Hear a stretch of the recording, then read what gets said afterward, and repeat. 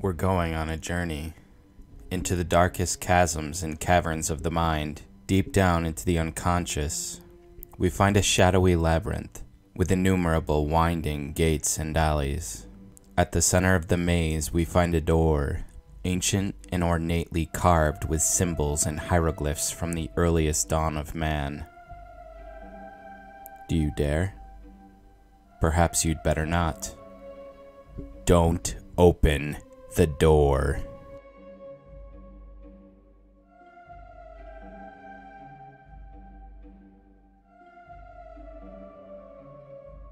What is the greatest thing ye can experience? It is the hour of great contempt. The hour in which even your happiness becomes loathsome unto you, and so also your reason and virtue. The hour when ye say, "What good is my happiness? It is poverty and pollution and wretched self-complacency. But my happiness should justify existence itself." The hour when ye say, "What good is my reason? Doth it long for knowledge as the lion for his food? Is it poverty and pollution and wretched self-complacency?" The hour when ye say, "What good is my virtue? As yet it hath not made me passionate. How weary I am of my good and my bad. It is all poverty and pollution and wretched self-complacency." The hour when ye say, "What good is my justice? I do not see that I am fervor and fuel. The just, however, are fervor and fuel." The hour when ye say, "What good is my pity? Is not pity the cross on which he is nailed who loveth man? But my pity is not a crucifixion." Have ye ever spoken thus? Have ye ever cried thus? Ah! Would that I had heard you crying thus. It is not your sin, it is your self-satisfaction that crieth unto heaven. Your very sparingness in sin crieth unto heaven. Where is the lightning to lick you with its tongue? Where is the frenzy with which ye should be inoculated? Welcome back. Quite honestly, I didn't think you'd come. Now that you're here, there's no turning back. What would be most perilous for you now is that you will not heed the warnings issued herein, that you will not understand the darkness that is lurking around every corner of your seemingly mundane life, ready to burst into your pale existence like the zero-point energy, concentrated and searing like the implosion of 1,000 suns, or the Big Bang erupting. In life, we are given the chances to lift a burdensome weight, and this may be the only way to survive.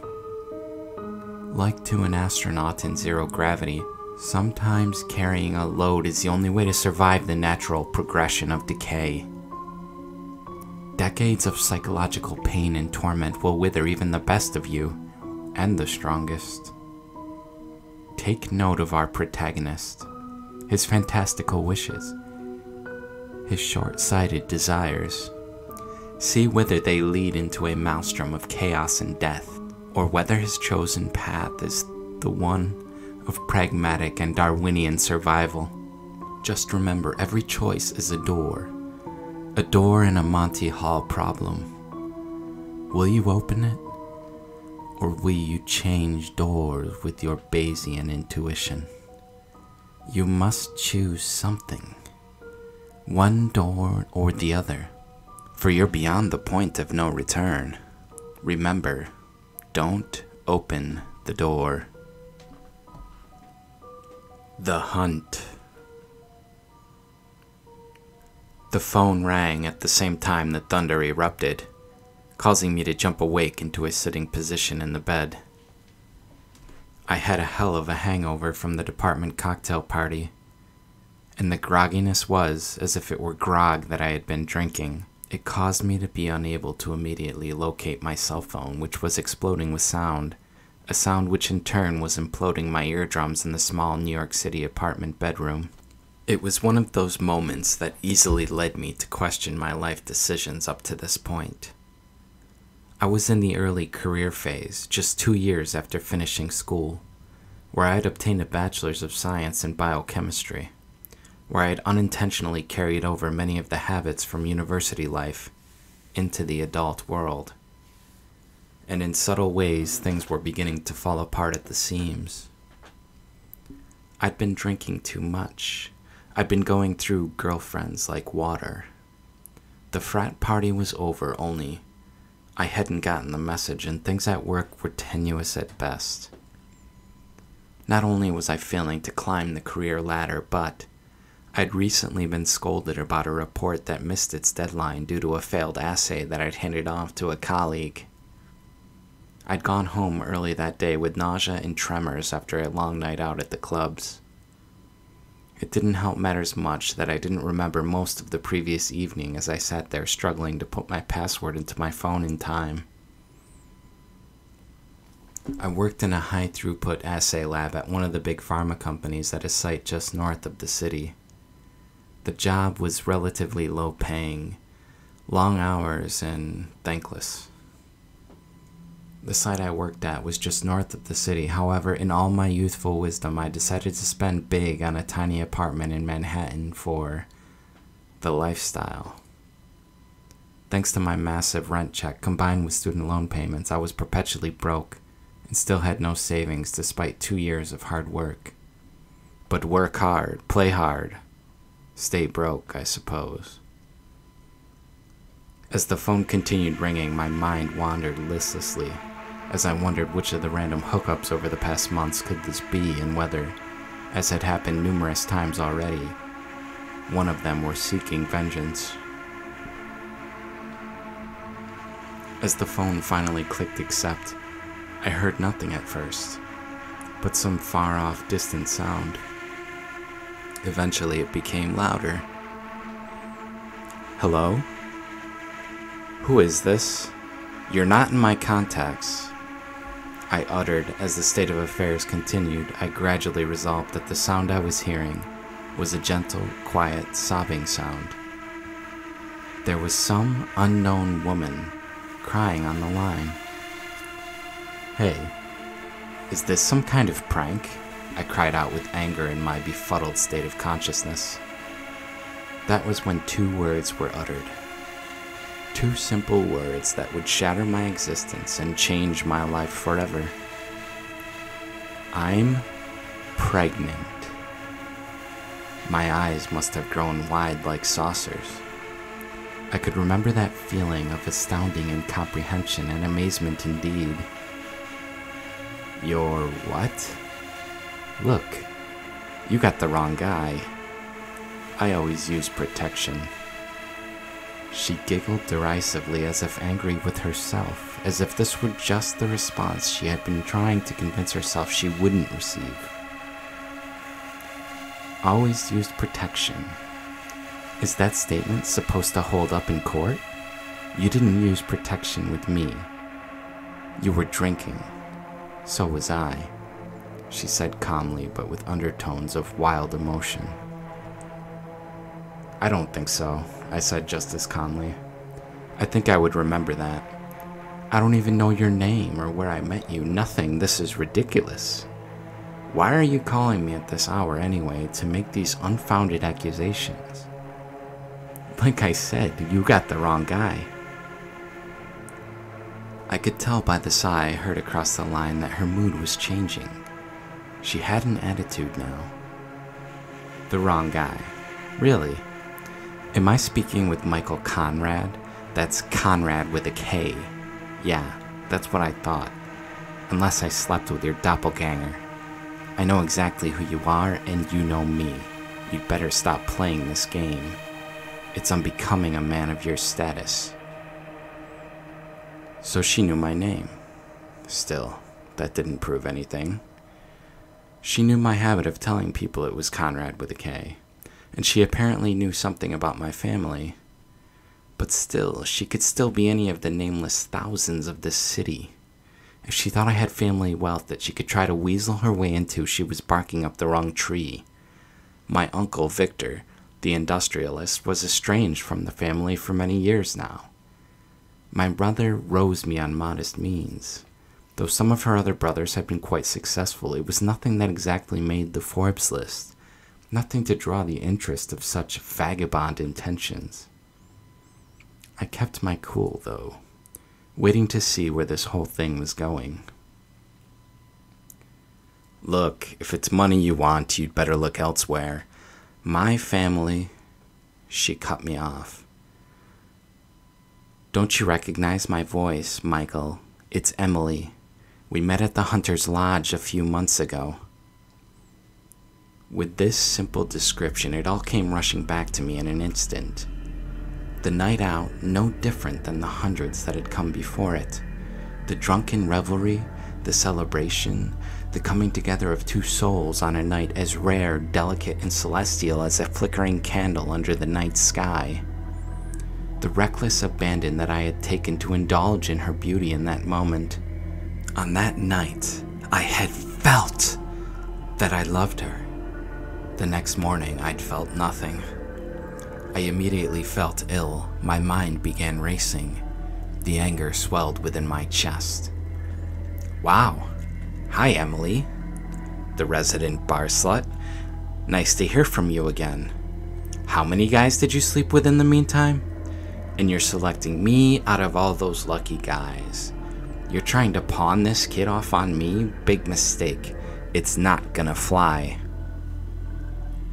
There was quiet for a moment, and I began silently preparing myself for a victory lap. But nothing is that easy in life and human affairs. She whispered something that I took sounded like a painful admission. Since I couldn't make it out, I greedily answered, expecting any moment that she would admit her defeat and put an end to this whole ruse.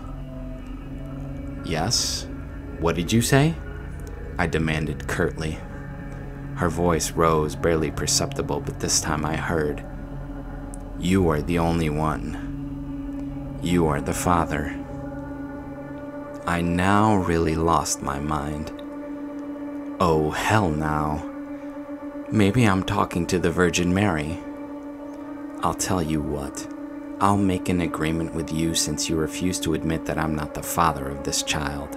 I'll pick you up and bring you down to the clinic. I'll even pay for the abortion and drive you home afterwards. Free transportation, free abortion. That's all you're getting, and you should count yourself lucky at that. I'm guessing that's what you wanted all along. Deep down, that's the only reason you'd call at such an unreasonable hour. You've probably met someone new and want to get rid of the evidence of your body count. That's right. You've been found out. How dare you? Her voice trembled, threatening me with emotional violence. I could see a vicious storm of turbulence on the horizon now. Had I gone too far this time? I asked myself. How dare you? She repeated. You're completely pitiless, cold, and calculated. Pure evil. Oh God. God, I pray for this man's soul. He knows not what he does. I lashed out. Enough of your God bullcrap. I don't believe in fairy tales, and neither should you. Now are you going to take me up on the offer? The most gracious offer, or not? I'm not a murderer like you. She accused me with the most legal air, the most moral righteousness in the bearing of her voice. This child will live a very long and happy life, she continued. If you're not prepared to man up and take responsibility, because you're a silly, vicious child, a vicious infidel, I'll simply let the courts figure it out for the both of us. With the simple facts that she had stated, all the fire within me was extinguished. All the rage went down the drain as if a plug had been pulled. I was overwhelmed by a deep-seated feeling of anxiety that my heart felt as if it were fibrillating.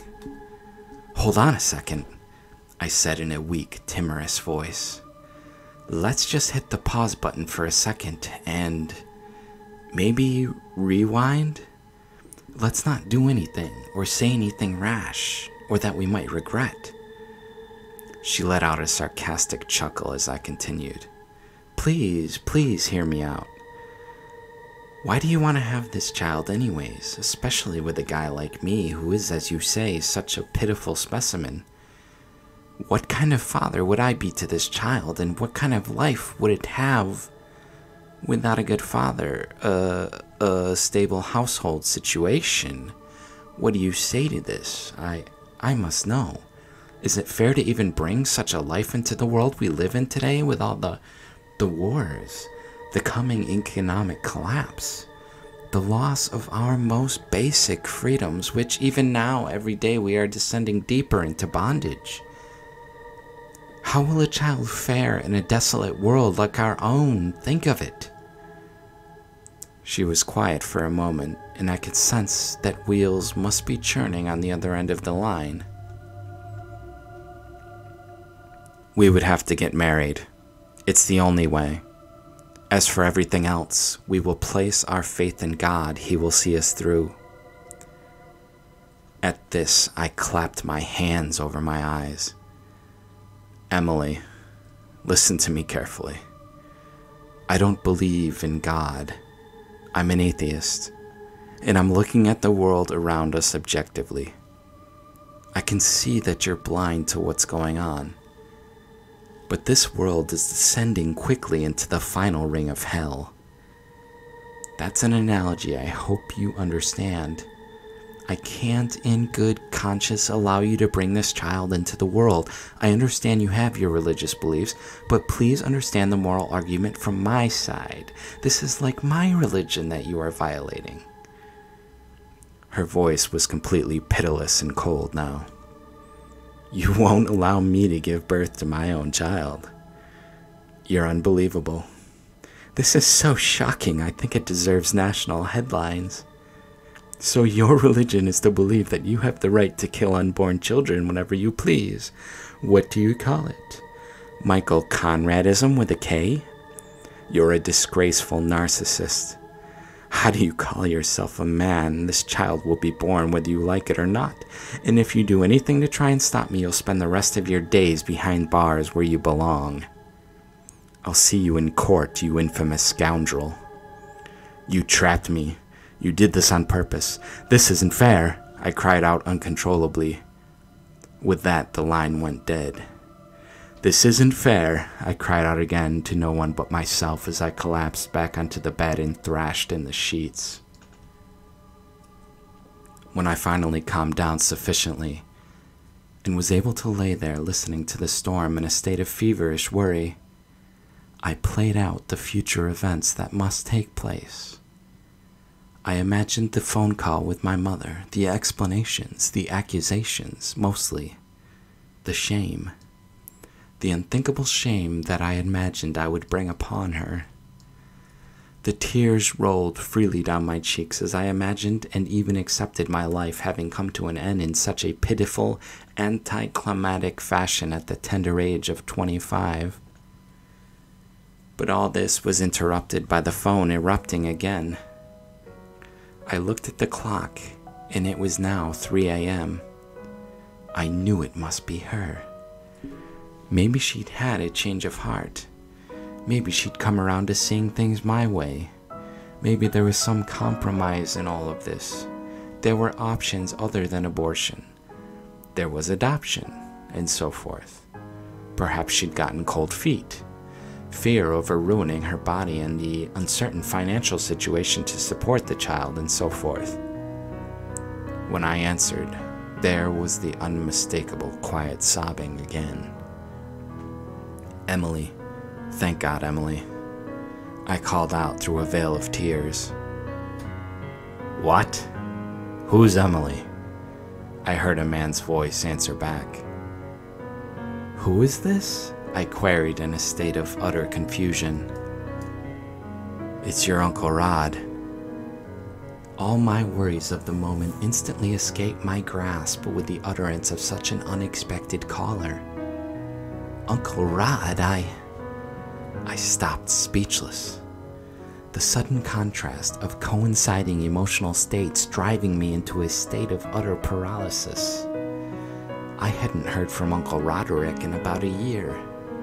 He was my mother's brother, whereas the rich and famous Victor was my uncle on my father's side. He lived in Upper Michigan, where I was originally from, and growing up, he had been like a father to me, though we became somewhat estranged throughout my university years. Sorry for calling like this. He spoke with some trouble, as if holding back his tears. Just needed to hear your voice, bud. Don't be ridiculous, Uncle Rod. You can call me any time. To be honest, I'm quite relieved to hear your voice right now as well. I've missed you so terribly. I'm so sorry I haven't called. I suppose things have gotten away from me this past year. I couldn't help it.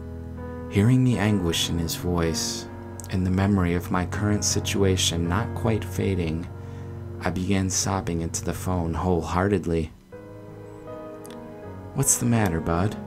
He seemed worried now, as if whatever had been bothering him was now utterly forgotten, the furthest thing from his mind. Nothing, I tried. I'm okay. There's just a lot going on right now.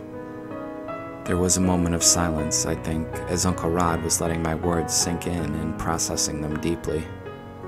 Like a true Youper, he was a man who believed in the economy of words. Well, bud, I don't know about you, but it's been too long since I seen your face. I was up on the hill hunting the other day.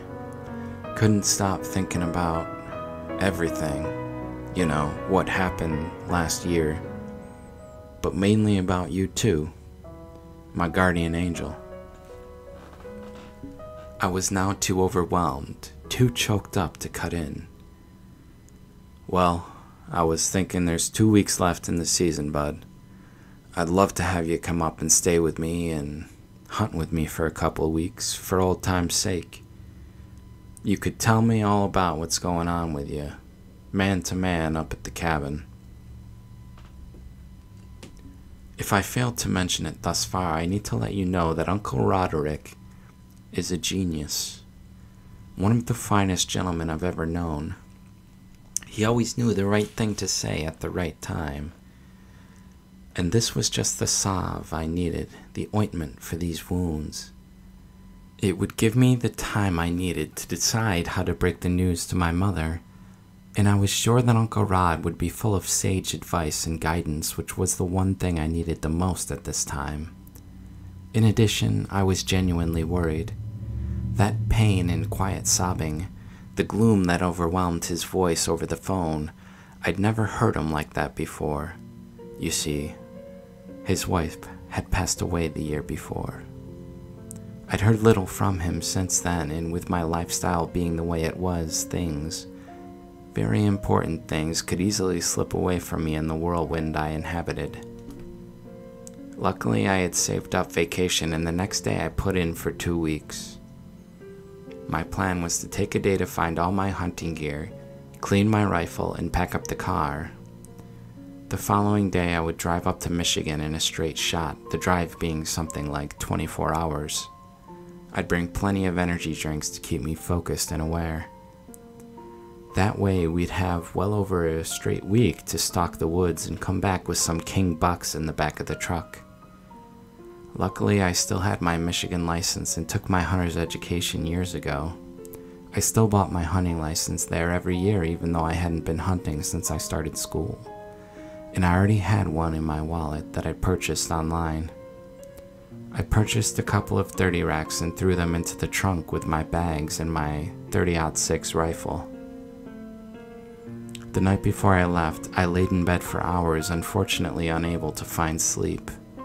Memories from the past flooded over me one after the next of the good old days of my youth at Uncle Rod's house and playing in the surrounding woods. The hunting trips had begun when I was a mere 12, and I had gone on a yearly basis until I left for school at 18. By then, when I'd come home on holidays, I was too busy catching up with the old high school gang, and much to my chagrin now, had made little time for my own family. Now, just a few years later, most of that old gang is long gone, along with those college friends who'd grown distant over time. Now, in the real world, where the colleagues I drank with didn't bother to pretend that we'd be brothers forever, I was faced with the reality that family was all I had left. The realization continued to grow on me throughout the night, but all the while another feeling, one of some kind of looming danger, some intractable uncertainty was hanging in the background over the whole. I woke up early in the morning, having gotten only a few hours of sleep. It was 4 a.m. as I locked up the apartment and went down the elevator and out into the street. The drive was long and perilous. I knew the trucker route up through Michigan and across the Mackinac Bridge was especially dangerous for one short on sleep. And so, not having a valid passport, I decided to travel through Indiana, Illinois, Wisconsin, and make my way around Lake Michigan on the main highway. Other than hitting a little traffic as I made my way through Chicago, the journey went fairly smoothly. By the time I'd hit Wisconsin, though, in the vicinity of Green Bay, I was beat, and something beyond beat. I wasn't sure I would make it, my eyes continually drooping, even as I stared at an emptied six-pack of Monster energy drinks. As I began nodding off and swerving a bit, I recalled that the backpack I'd stuffed my work laptop into, just in case, was the one I used in college. I thought there might still be some caffeine pills in one of the pockets, and I began searching around with one hand while steering with the other.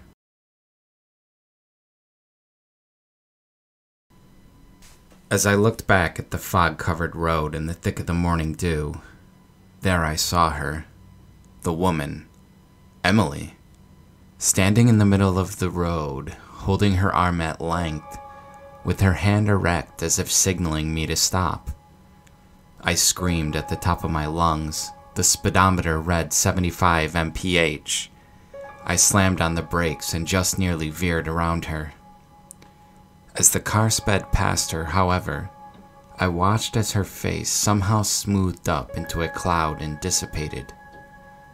I careened from one lane to the other at the same time being blinded by the headlight of the oncoming semi. In that moment, I knew the situation was a bad one. I saw the right-hand side of the car pass over the white line on my right a few feet beyond what was comfortable before I ripped the steering wheel back towards my left. I had the windows open to try and let the cold air keep me awake, and I could swear that I passed by that semi with only a millimeter to spare, my nose nearly smudging against the ribbed sides of the trailer. As I gained control of the vehicle, I let out a loud battle cry, a dissipation of the nervous energy that had swelled in my being. I was hyperventilating and I hit the brakes, pulling off onto the shoulder of the road.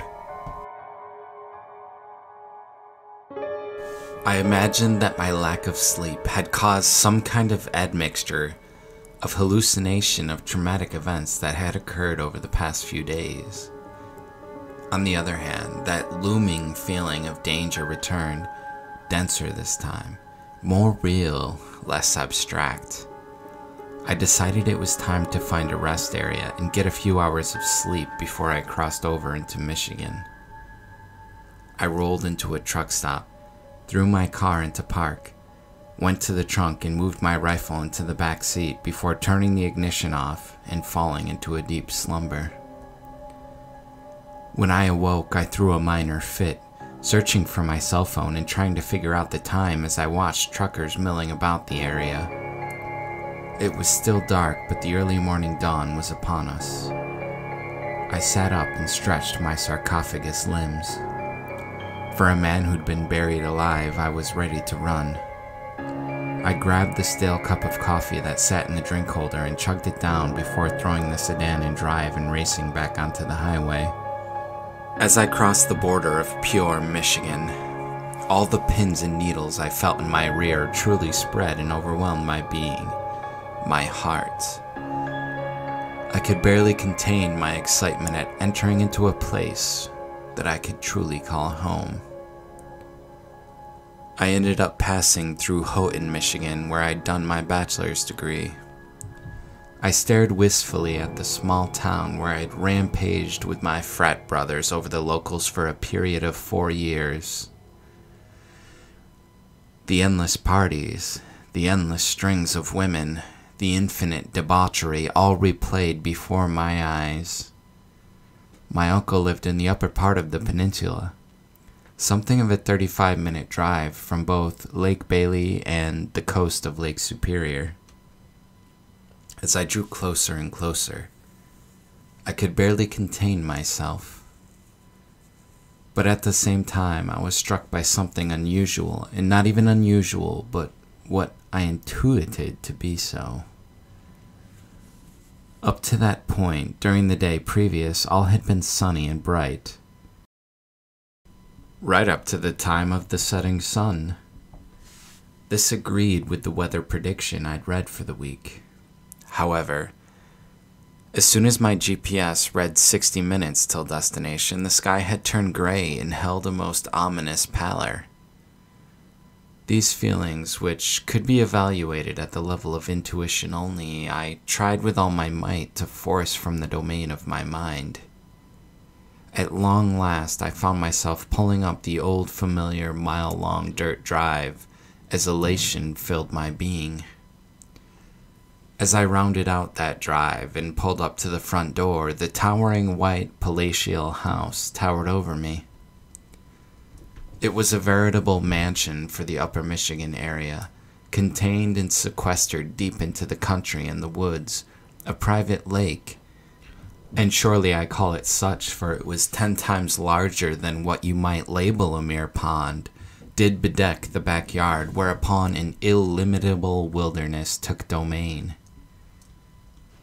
As I looked up at the sky, a domain of gloom took control of my mind's eye, as the cloudy grayish sky seemed to cast a sleepy pall over the landscape, once so vibrant and awake.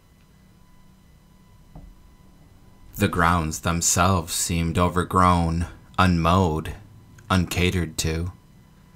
The white vinyl tiles of the siding had grown slick with a black grease of despair, once so shiny, so clean and sparkling. I could immediately understand that the property had fallen into somewhat a state of disrepair, without meaning to exaggerate a thing. I left everything in the car in my excitement and nearly bounded up to the front door like a child of no more than 12 years of age. There was a distinct chill hanging in the air relative to the warmth I had felt in this city as I had stepped out onto the street the previous day. I pulled the knocker out and pounded it severally against the door. But this action of ceremony was to no avail. It appeared that my host was located somewhere deeper within the residence than my meager noise-making would avow. I grabbed the handle and turned it, whereupon it opened without resistance. He has to be home, I thought, remembering distinctly that he was one who was paranoid about keeping the doors locked, despite the secluded location of the property. I opened the door and let myself in. It was dark inside, and where I was accustomed to a certain old house smell when I walked in, it was somehow mustier. I could also distinctly smell cigarette smoke, which was odd to me at the time since Uncle Rod didn't smoke, and even if he did, wouldn't have done so indoors. He was a man who I had known to be fastidiously clean and orderly, both with his affairs and with his abode, and my aunt had been a woman of the same traits and customs. "Uncle Rod," I ventured into the dark foyer in my state of tiredness, not quite remembering where I would find the light switch on the wall. I was sure that I had yelled loud enough, that my voice had rang throughout the halls, so that if someone were home, they would assuredly have heard me. Maybe he's still asleep, or in the shower or something, I reasoned. I remembered that it was hunting season and doubted that he'd still be asleep at this hour of the morning. As I turned the possibilities over in my mind, I finally settled on the obvious. He must have rose earlier than usual and gone up to the cabin, I said to myself. It was the only possibility that made any sense, even though he surely knew that I'd be arriving just about now. Oh well, I told myself. That must be why he left the door unlocked for me. Feeling slightly disappointed I'd be missing out on the hunt my first day there, I went back out to the car and began to bring my things into the house, into the foyer. Eventually I found the light switch and was able to look around the place a bit. I was about to start bringing my things up the stairs to the guest bedroom I usually stayed at, however, something gave me pause. The interior of the house looked as disheveled as the grounds. Let me be clear what I mean by this. To the average person, they mightn't have noticed a thing, however, to one who had grown up visiting the house where everything was always in its place, to me it was utterly strange. Coats and various items of outerwear were piled up on a bench in the hall, rather than being hung or put away in a closet, as usual. My uncle's shoes, rather than being neatly placed on a rack, were setting in a pile next to the rack. As I cautiously made my way out to the kitchen and dining room, the pattern was the same.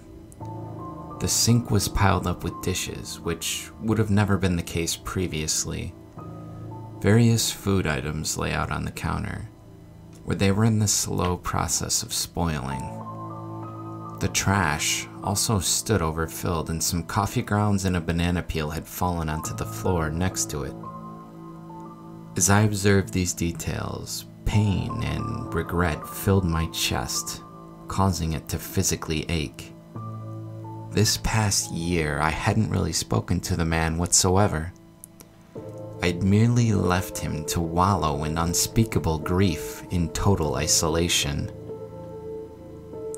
When I saw my face in the hallway mirror, I stopped, looking at the dark circles under my eyes, staring into the iris and the pupils that were harbored within those eye sockets.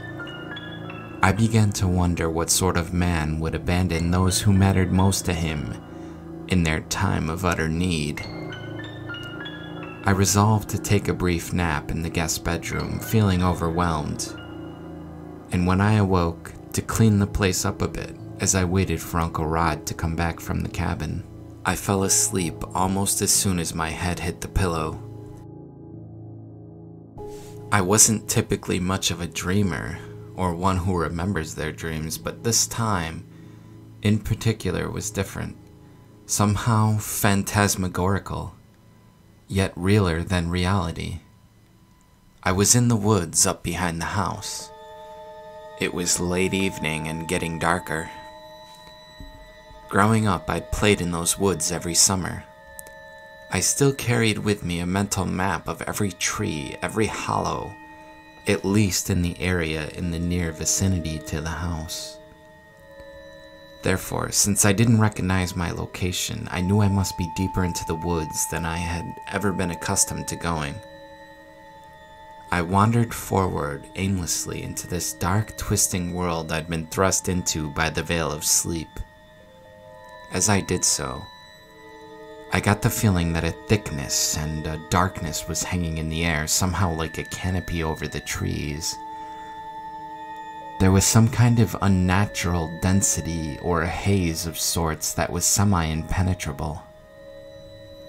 As I continued to stumble forward, now blinded by the night which had fallen precipitately, I heard a voice shouting from somewhere far off, far ahead of my current location. I stopped. The realism of the noise from the crunching leaves and twigs in the dream was somehow astounding, heretofore unheard of in my experience. I must stress that it didn't have the quality of a dream, but was like experiencing life itself in the external world in those moments. I listened until I heard the voice calling out again. It was calling my name.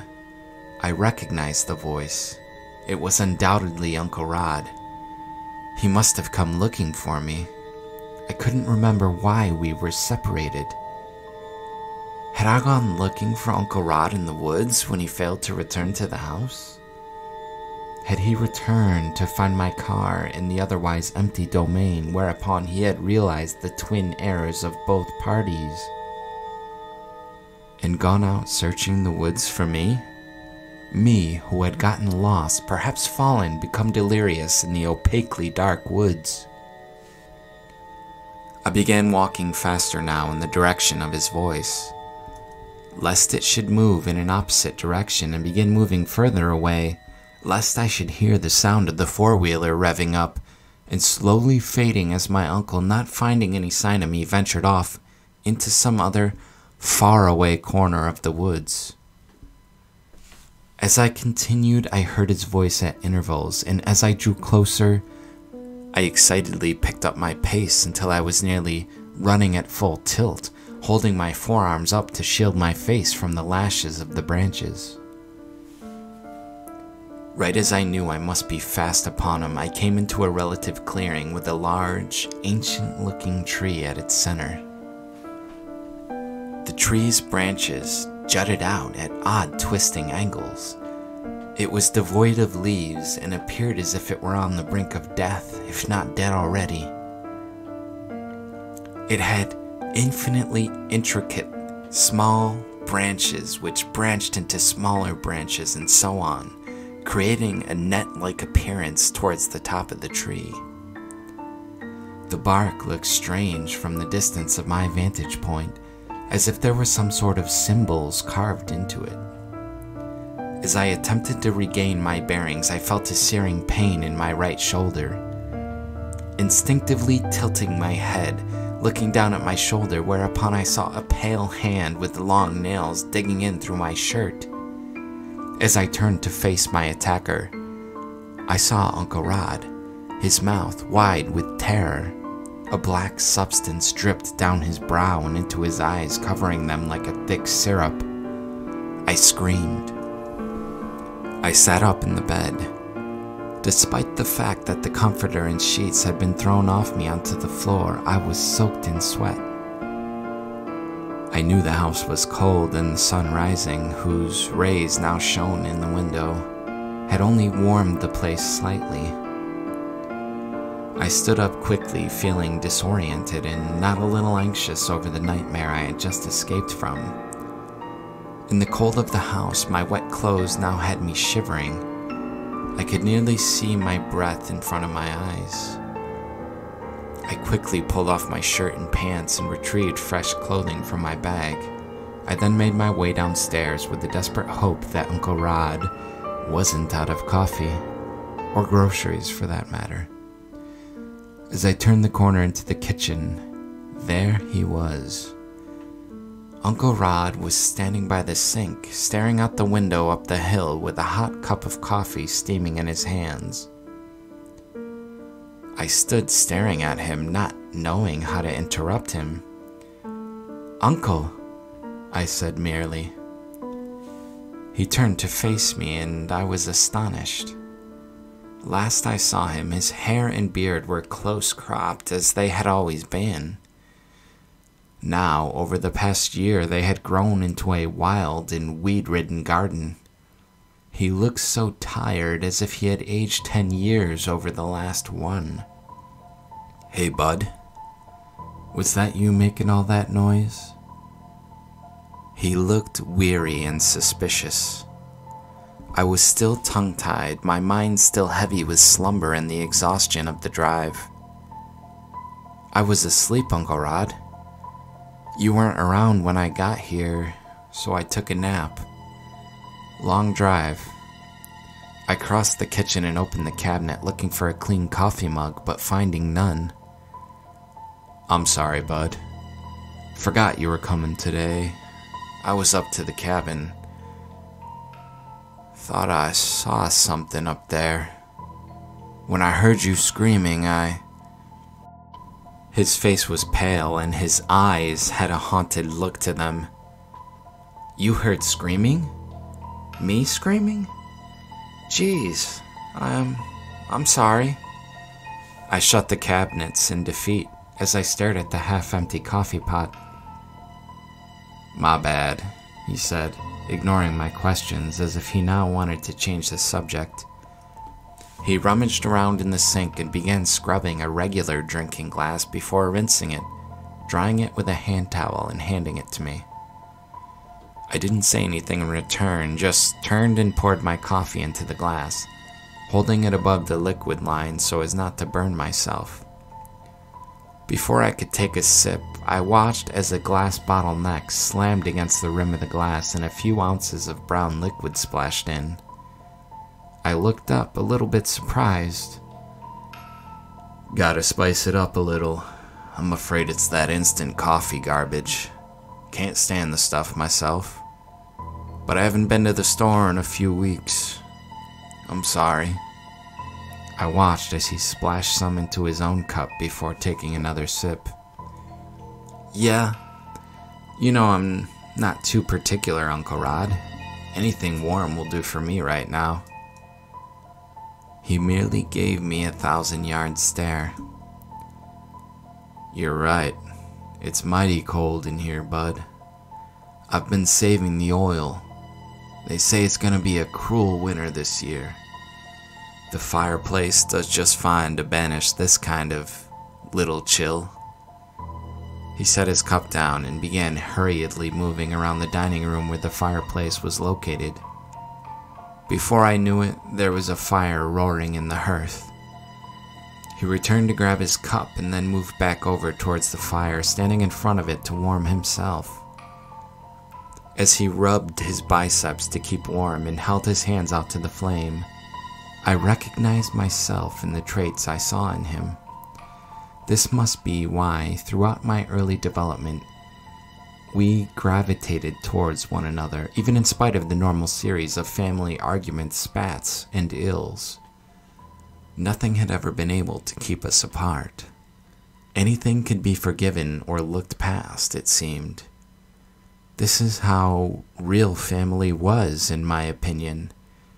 The contrast between the emotions that Uncle Rod engendered in me and my recent lifestyle choices stung me sharply. Uncle Rod, I love you. I've missed you. It's been too long. Is everything okay? I asked as I joined him by the fireside somewhat awkwardly.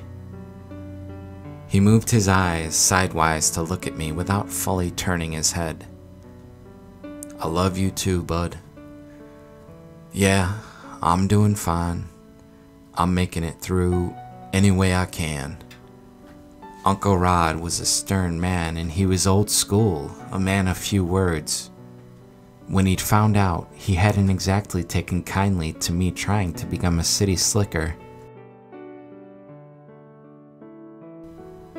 Was it a buck?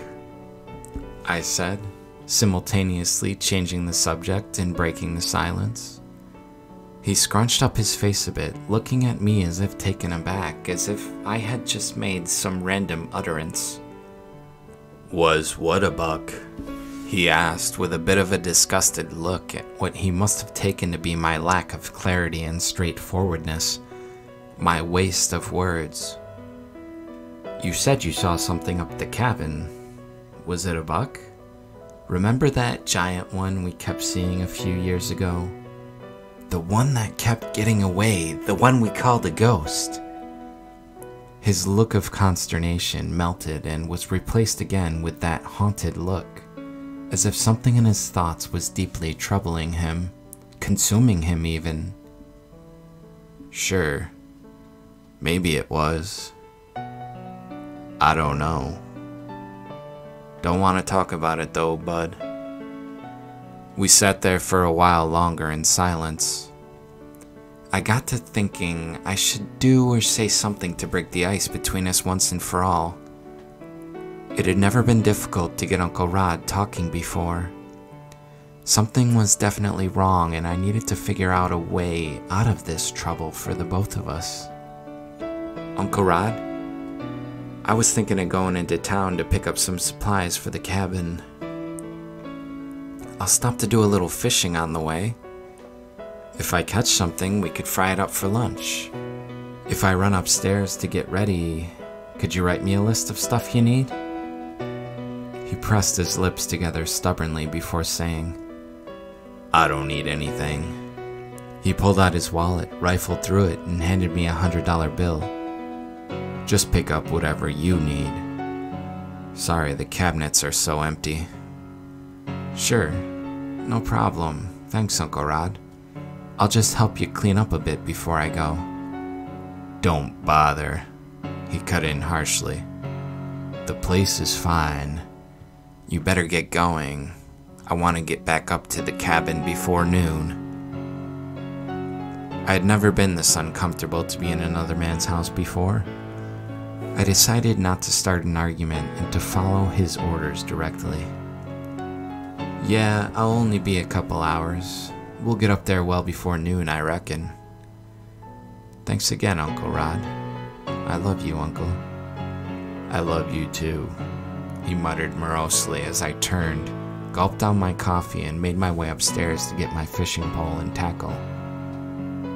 When I got back down and was pulling my boots on in the foyer, Uncle Rod appeared in the doorway that connected with the dining room where the fire was emanating warmth. You going to fish in that mud pond? He asked. I assumed, indicating Lake Bailey. Yeah, exactly, I said, struggling with my laces. Just be careful. Something wrong with the fish around here. Though I expected him to be smirking, when I looked up there was a very serious look on his face.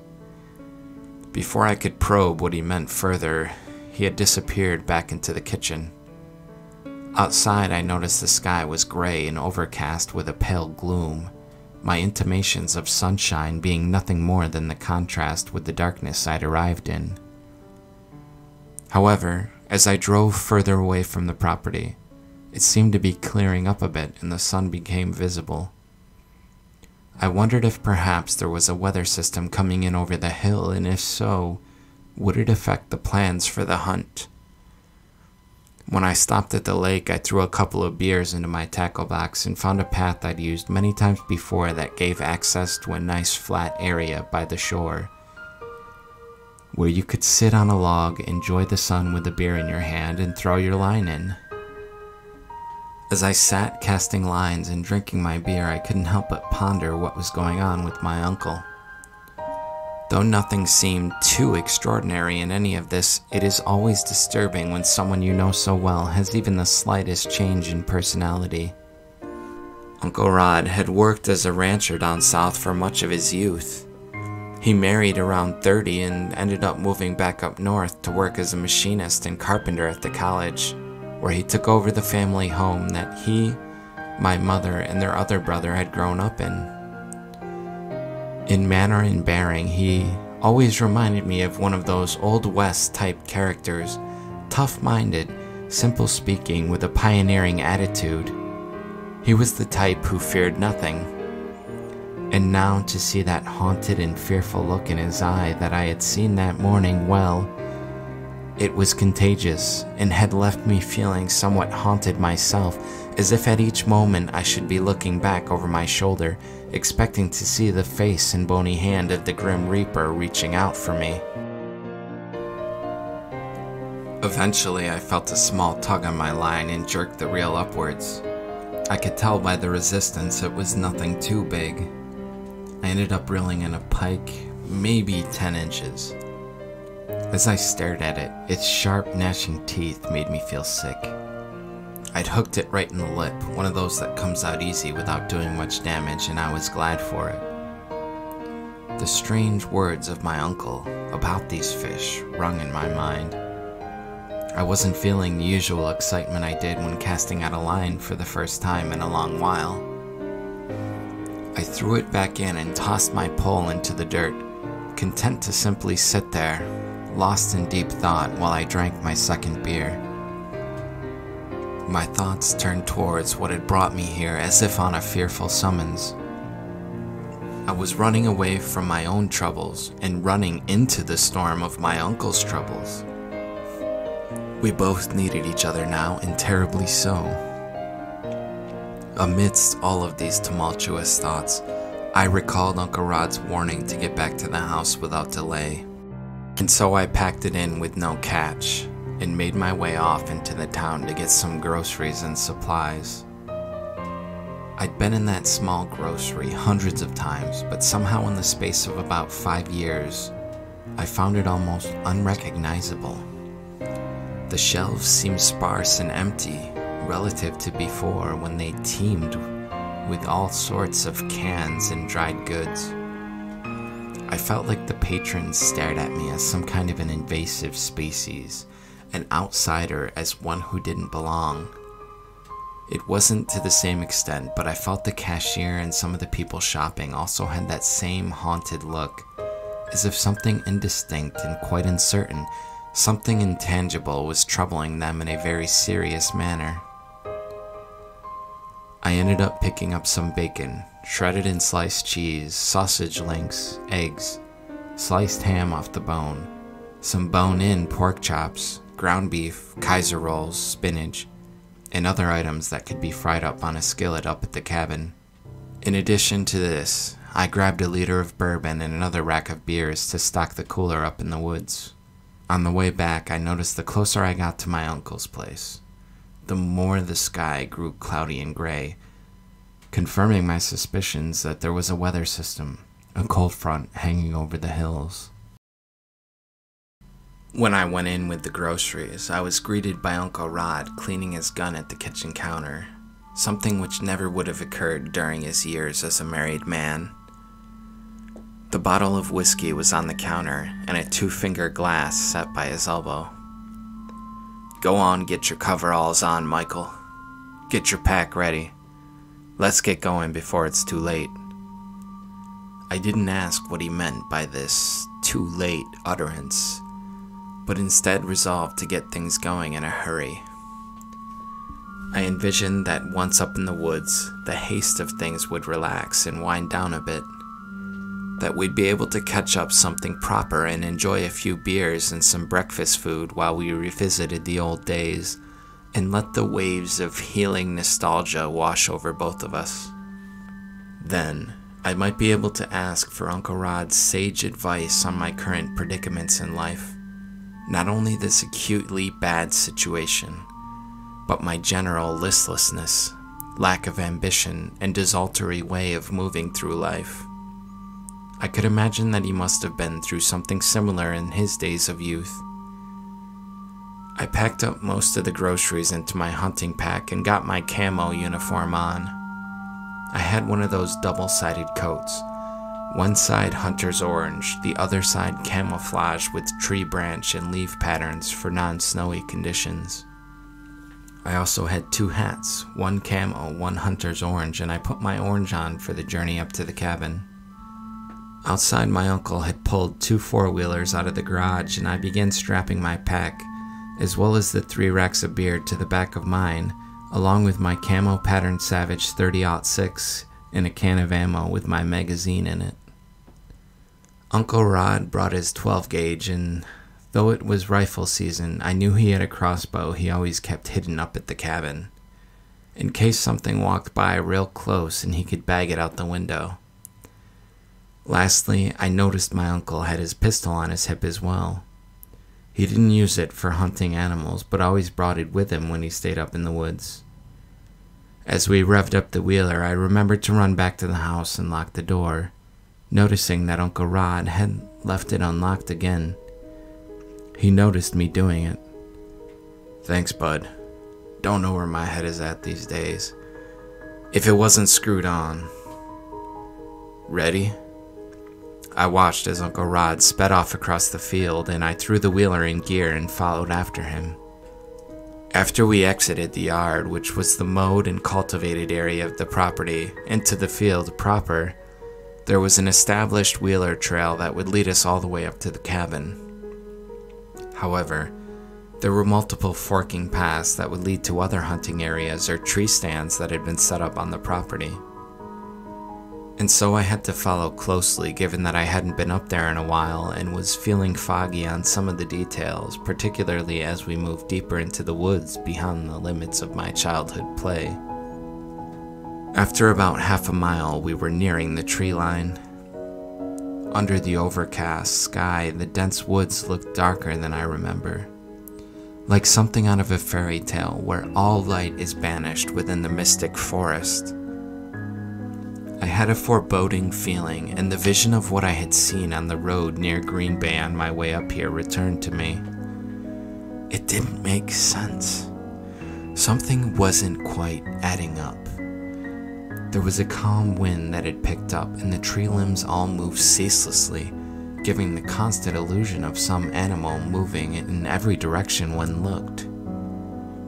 I didn't expect to see any deer on the way up with the noise of our engines, and so I was mostly focused on keeping up with Uncle Rod's breakneck speed as he sped up the trail. Just as we were about to enter into the tree line, I thought I saw a person standing off in the distance watching us. They were wearing a dark hoodie or something, so I couldn't make out much more than this. As I did a double take, however, it was gone just as quickly. Another apparition of my imagination, I thought, a byproduct of the eerie motion of the tree limbs. We sped up one hill and valley after the next, sprayed water as we went through natural springs, and rode along the ridges of the mountain. At one point, there was a wooden wheeler bridge my uncle had built years ago which carried us across a small river. I noticed a couple of tree stands that were set up on this main trail that hadn't been there the last time I'd been up here hunting years ago, taking note of the spots where I might be able to try camping out if we didn't see anything the first couple of days. I never knew exactly how far it was to the cabin, but it seemed we'd been going for miles by the time we finally came into the clearing where the cabin stood. The ground around was leaf-ridden and blanketed with plant litter, but a small footpath had been cleared from the row of trees that served as a firewood enclosure, where we usually parked the wheelers, over to the cabin itself. After we parked, we brought all our supplies inside, and Uncle Rod proceeded to get a fire going. The cabin had one main room with a fireplace, a kitchen table, a counter, and some cabinets, a bar, and a seating area in front of the fireplace with a couch and a few chairs. There was one bedroom in the back with nothing but a bed and a bedside table. All around, it was a cozy place to stake out a hunt and served as ground zero for the duration. There was a small refrigerator where I'd placed all our perishables. It was powered by a small propane generator, and Uncle Rod proceeded to get it up and going after he'd gotten the fire roaring.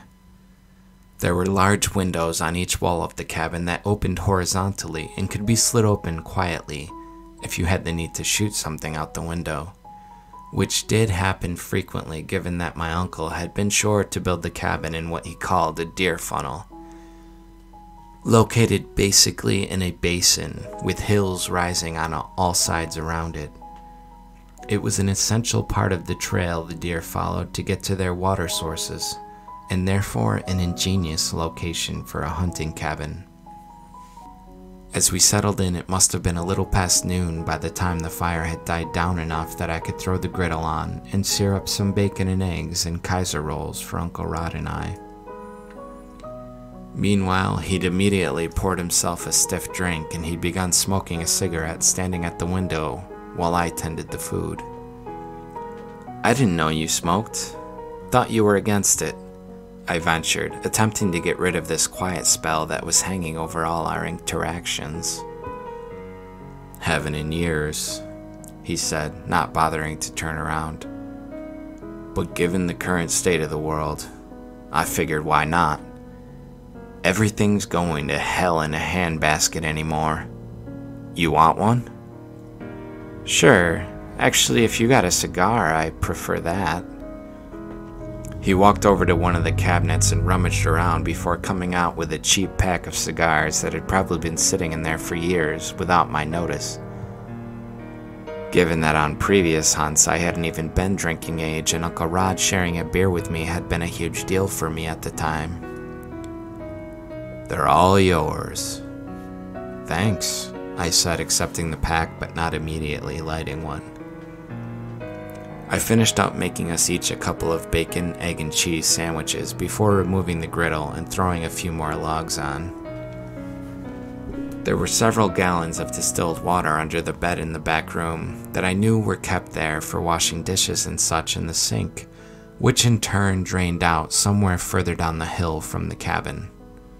I set the sandwiches on some paper plates on the table and washed up my utensils before returning to my whiskey and sitting down at the table to eat. By now I was starving, and I ate greedily, while Uncle Rod stayed at the window steadily puffing his cigarette and sipping on his glass. I got the feeling he wasn't going to eat, as he began speaking at length about the state of things in the world, which was much to his dissatisfaction. I didn't say much, but mostly just nodded or grunted in agreement if he asked me something. The state of things in the world was simply just too remote a topic for me at the time, given the disastrous state of things in my personal life. He ended up talking in this way long after I was done eating, and I'd simply taken his sandwiches, wrapped them up with foil, and placed them in the fridge for later.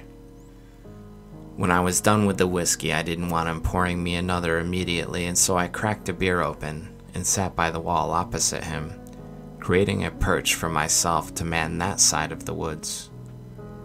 This was our typical way of keeping watch. We'd often each choose a side to patrol and rotate every so often to a different side if we didn't see anything.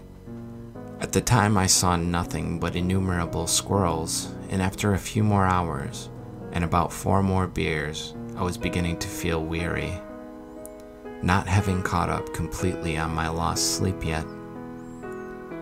It was about 5 or 6 in the evening when I was yawning uncontrollably and told Uncle Rod, who was silently listening to the radio while warming himself by the fire, that I was going to get outside and sit on the porch a while, maybe walk about a bit before sundown. He nodded slowly, as if processing this news was somehow difficult due to the remoteness of his current train of thought.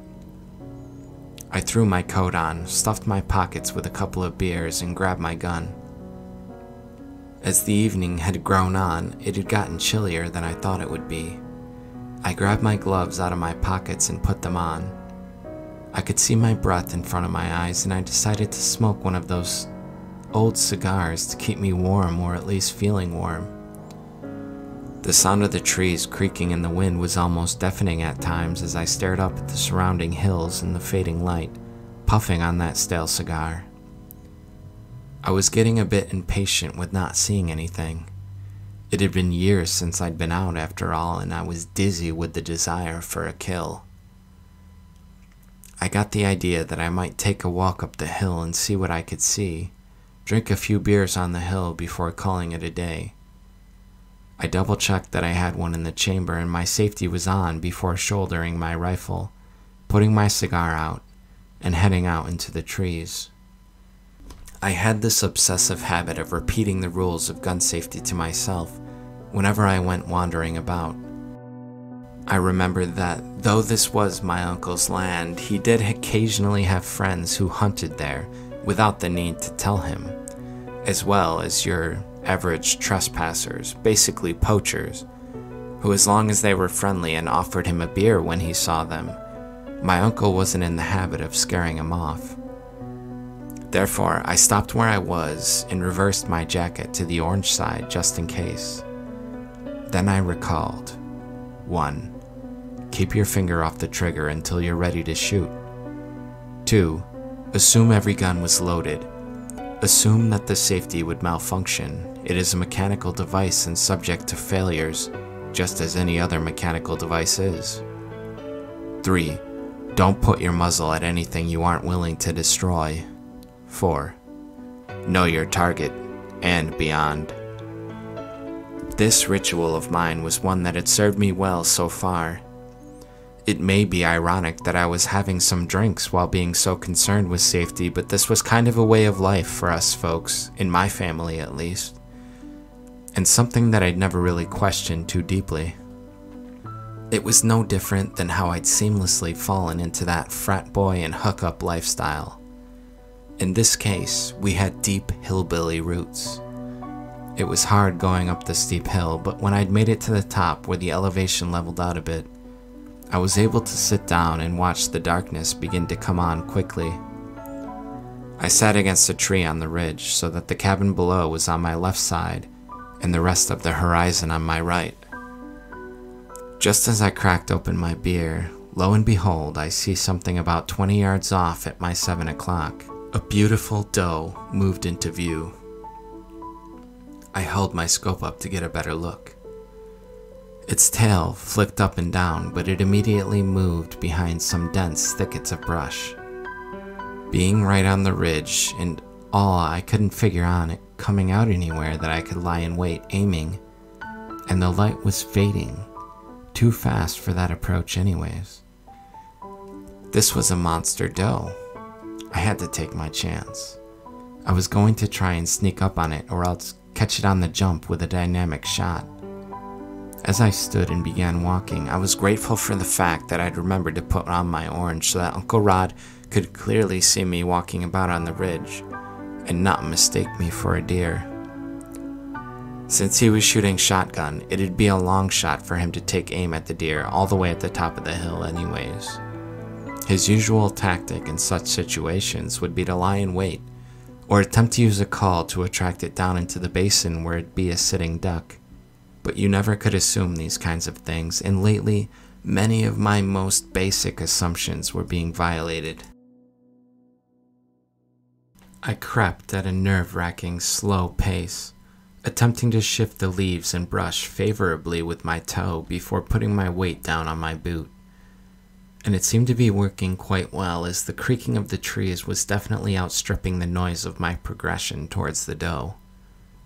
By the time I neared the thicket where I'd seen the doe, the light had all but vanished. But my eyes had adjusted with it, and I could still see well enough. I knew shooting around dark was somewhat a tricky question on public land where you had only 30 minutes after sundown, but out here on my uncle's private land with no one around, it was of little concern for us. As I turned past the thicket and began moving into the brush, I could see movement a little ahead of me. To my astonishment, I was nearly right on top of the deer. It must have been only 10 feet ahead, with only a few branches and bushes between us to obscure the path of my shot.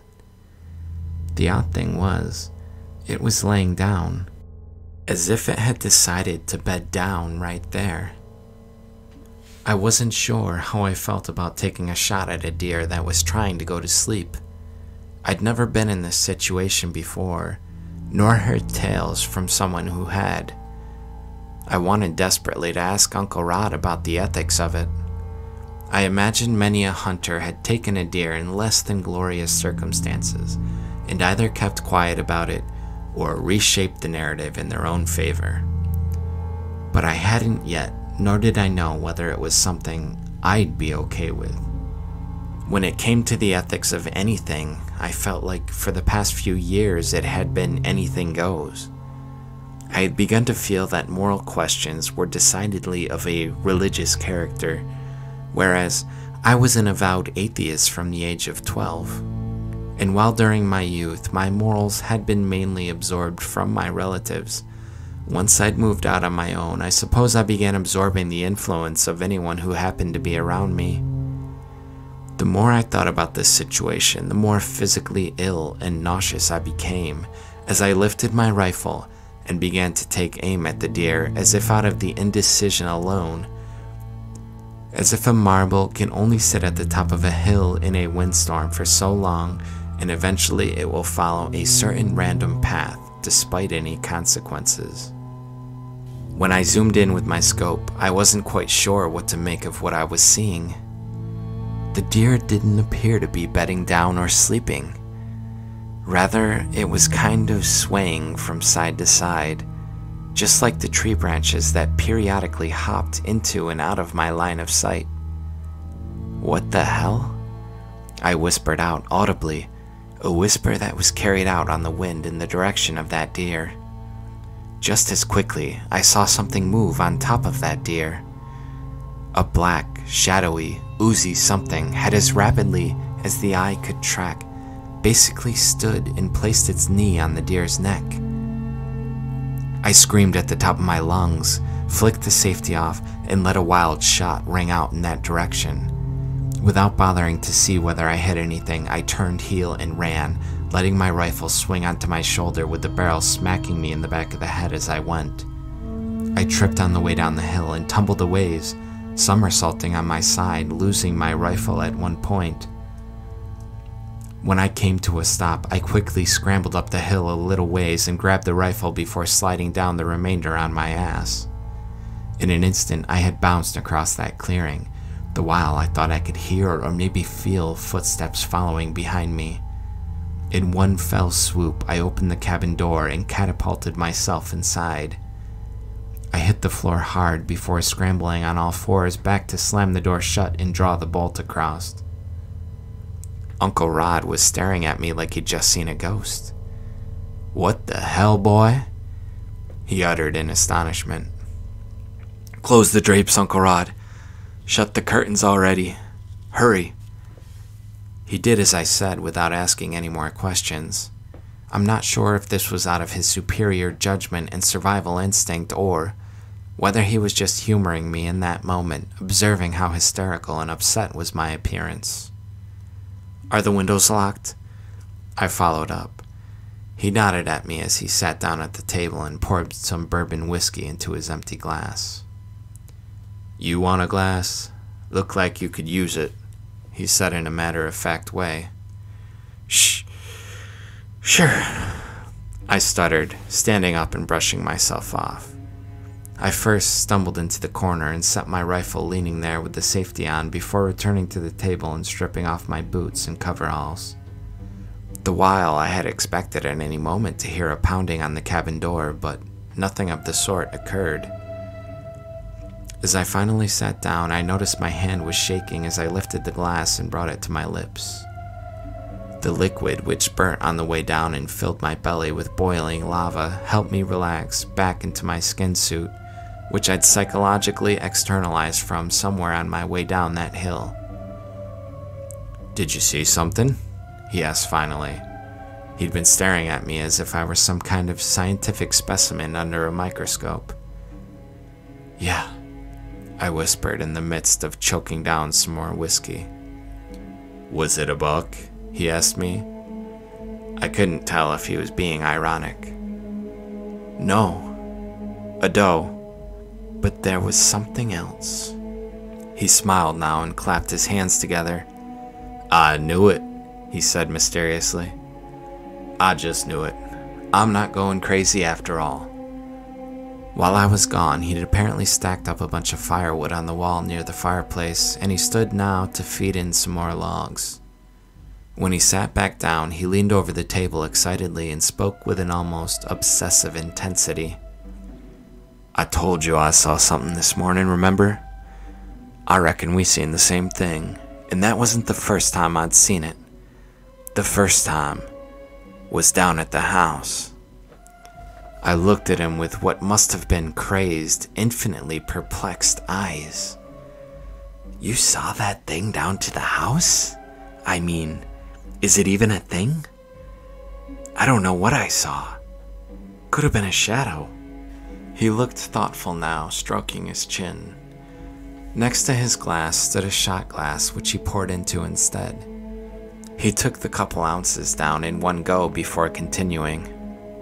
"That's right. What you just said now, only more like the shadow of a shadow.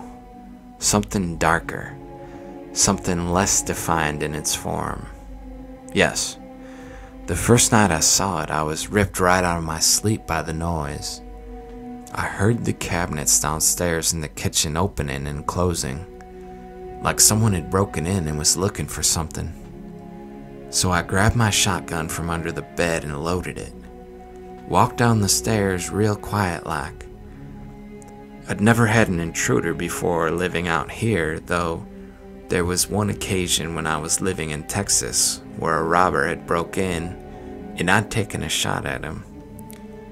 Don't know if I hit him, but I don't think I did. But that problem was solved. Never had another event. This time, though, I was half expecting to find a black bear tearing up the kitchen. Either that or some kind of crazed meth head or something. Anyways, it was nothing like that. It was dark. So dark I could barely see it at first. But it was fast, so fast. I didn't bother to point the gun. I might have if it was loaded with birdshot or something. But I knew I'd never hit it with a slug. I just ran so fast and I could still hear it behind me. That was a couple of days ago. I'd been up on the hill ever since. That's where I called you from. I was scared. I didn't know what to do. Sorry to bring you into this mess only. I didn't trust anyone else. Didn't know who else to call. I have no one. I was lucky I even got a few bars of service to make that call. And I just made a choice in the moment. That's why the door was unlocked when I arrived. I broke in.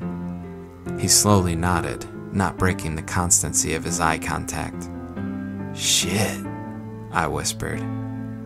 This is really heavy for me right now, Uncle Rod. I don't know what else to say. You don't have to say anything, bud. You're here. My guardian angel returned to me. That's what matters. Everything else will be alright, I promise. We'll make it out of this together, bud. I took heart in his response and message. I knew that together we could make it through anything, even a combat zone. Or at least, in my mind, I thought so. Whatever this was, I knew that together we could handle it. We could make some sense of it and overcome it. We made the most of it. We played cards and talked and smoked cigarettes and cigars. We continued to drink into the night, talking about our past hunting trips, past family events and conflicts and so forth, till neither of us could barely stand. We laughed, we cried, we talked seriously and then flippantly. We broke each other's balls and nearly fell into each other's laps with hysterics. We had found each other again. I had gotten intoxicated to the extent that I began speaking to Uncle Rod about my current troubles. By now, we had nearly forgotten the dangers lurking outside the cabin door in those woods. Uncle, can you believe it? Getting a call like that in the middle of the night when you're so hungover you can barely think. The balls on this broad. How inconceivable, she proposed marriage to me on the phone. I don't even know this person. He didn't speak for some time. I could tell that the tone of the occasion had changed as I began to spin this tale for him. It sobered him up a bit, so to speak, as if I had splashed cold water in his face. Meanwhile, I was oblivious, chattering on like the town drunk. Finally, he hit the pause button by laying his palm down on the table in front of me so that his fingertips grazed my sleeve. Listen to me, bud. He spoke in a calm, soothing voice. You're in a heap of hot water. And before I say what I'm about to say, just remember that I always love you. And I would never pass judgment on a man I loved. That's God's job, to pass judgment. It is only he who is without sin that should cast the first stone. And that ain't me, bud. That definitely ain't me. I'm as big a sinner as they come. And I just pray that those I care about most end up on the right side of God's judgment. Even if I go downwards when I die, let me just say this. His hand moved from the table onto my forearm where he squeezed it tightly. I disagree with how you're approaching this whole thing. I don't like how you're talking about this poor girl. And I have to say that outright. So everything's on the table. As men, we make choices. And whether we're drunk or not, we have to take responsibility for the outcomes. Did I ever tell you about the year I spent in prison? I don't think I have. I don't like to talk about it much. But on an occasion such as this, I suppose it's appropriate. That's right. Your Uncle Rod has always been an outlaw, a rebel, One to question the system, so to speak, and to not step in line when it didn't make sense to, at least. But there was also a time that he was on the wrong side of the law in the worst kind of way. I was young and drunk and working as a rancher for the first time down in Texas. Me and my buddies were all out at the honky-tonk. There was this girl who'd been bothering me. She was really into me, and I'd reciprocated that attention. I had given her some attention myself, only there was another guy who was obsessed with this girl. Always had been. And to him, I was an outsider, an out-of-towner who'd come in to take what was his, as far as he was concerned anyways. Me and her, we were dancing and drinking. And I'll tell you what, I saw this guy from the moment he walked in the door of the place. He had his eyes glued on us. And I knew who he was. She'd told me, and I didn't care. I knew this was all bad news. I knew something terrible was going to happen. And I had every opportunity to put an end to it. I could have gotten out of there early that night, but I didn't.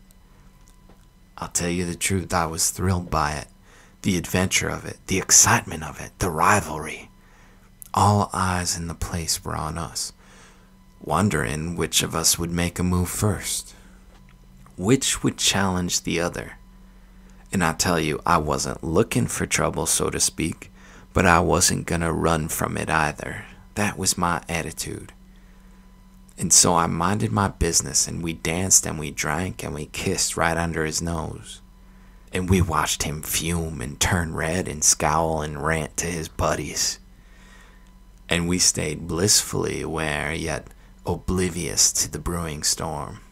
But finally, as always was and always will be the case, he got the gumption together to confront us. While we were in the middle of a slow dance, someone grabbed my shoulder from behind. Before I even turned, I knew it was him. I saw his scowling brow, his narrowed eyes, his vicious lips. He called her and me a bunch of names, and she told him off right there. Completely eviscerated his manhood and let him know that she never would have and never will touch him with a 10-foot pole.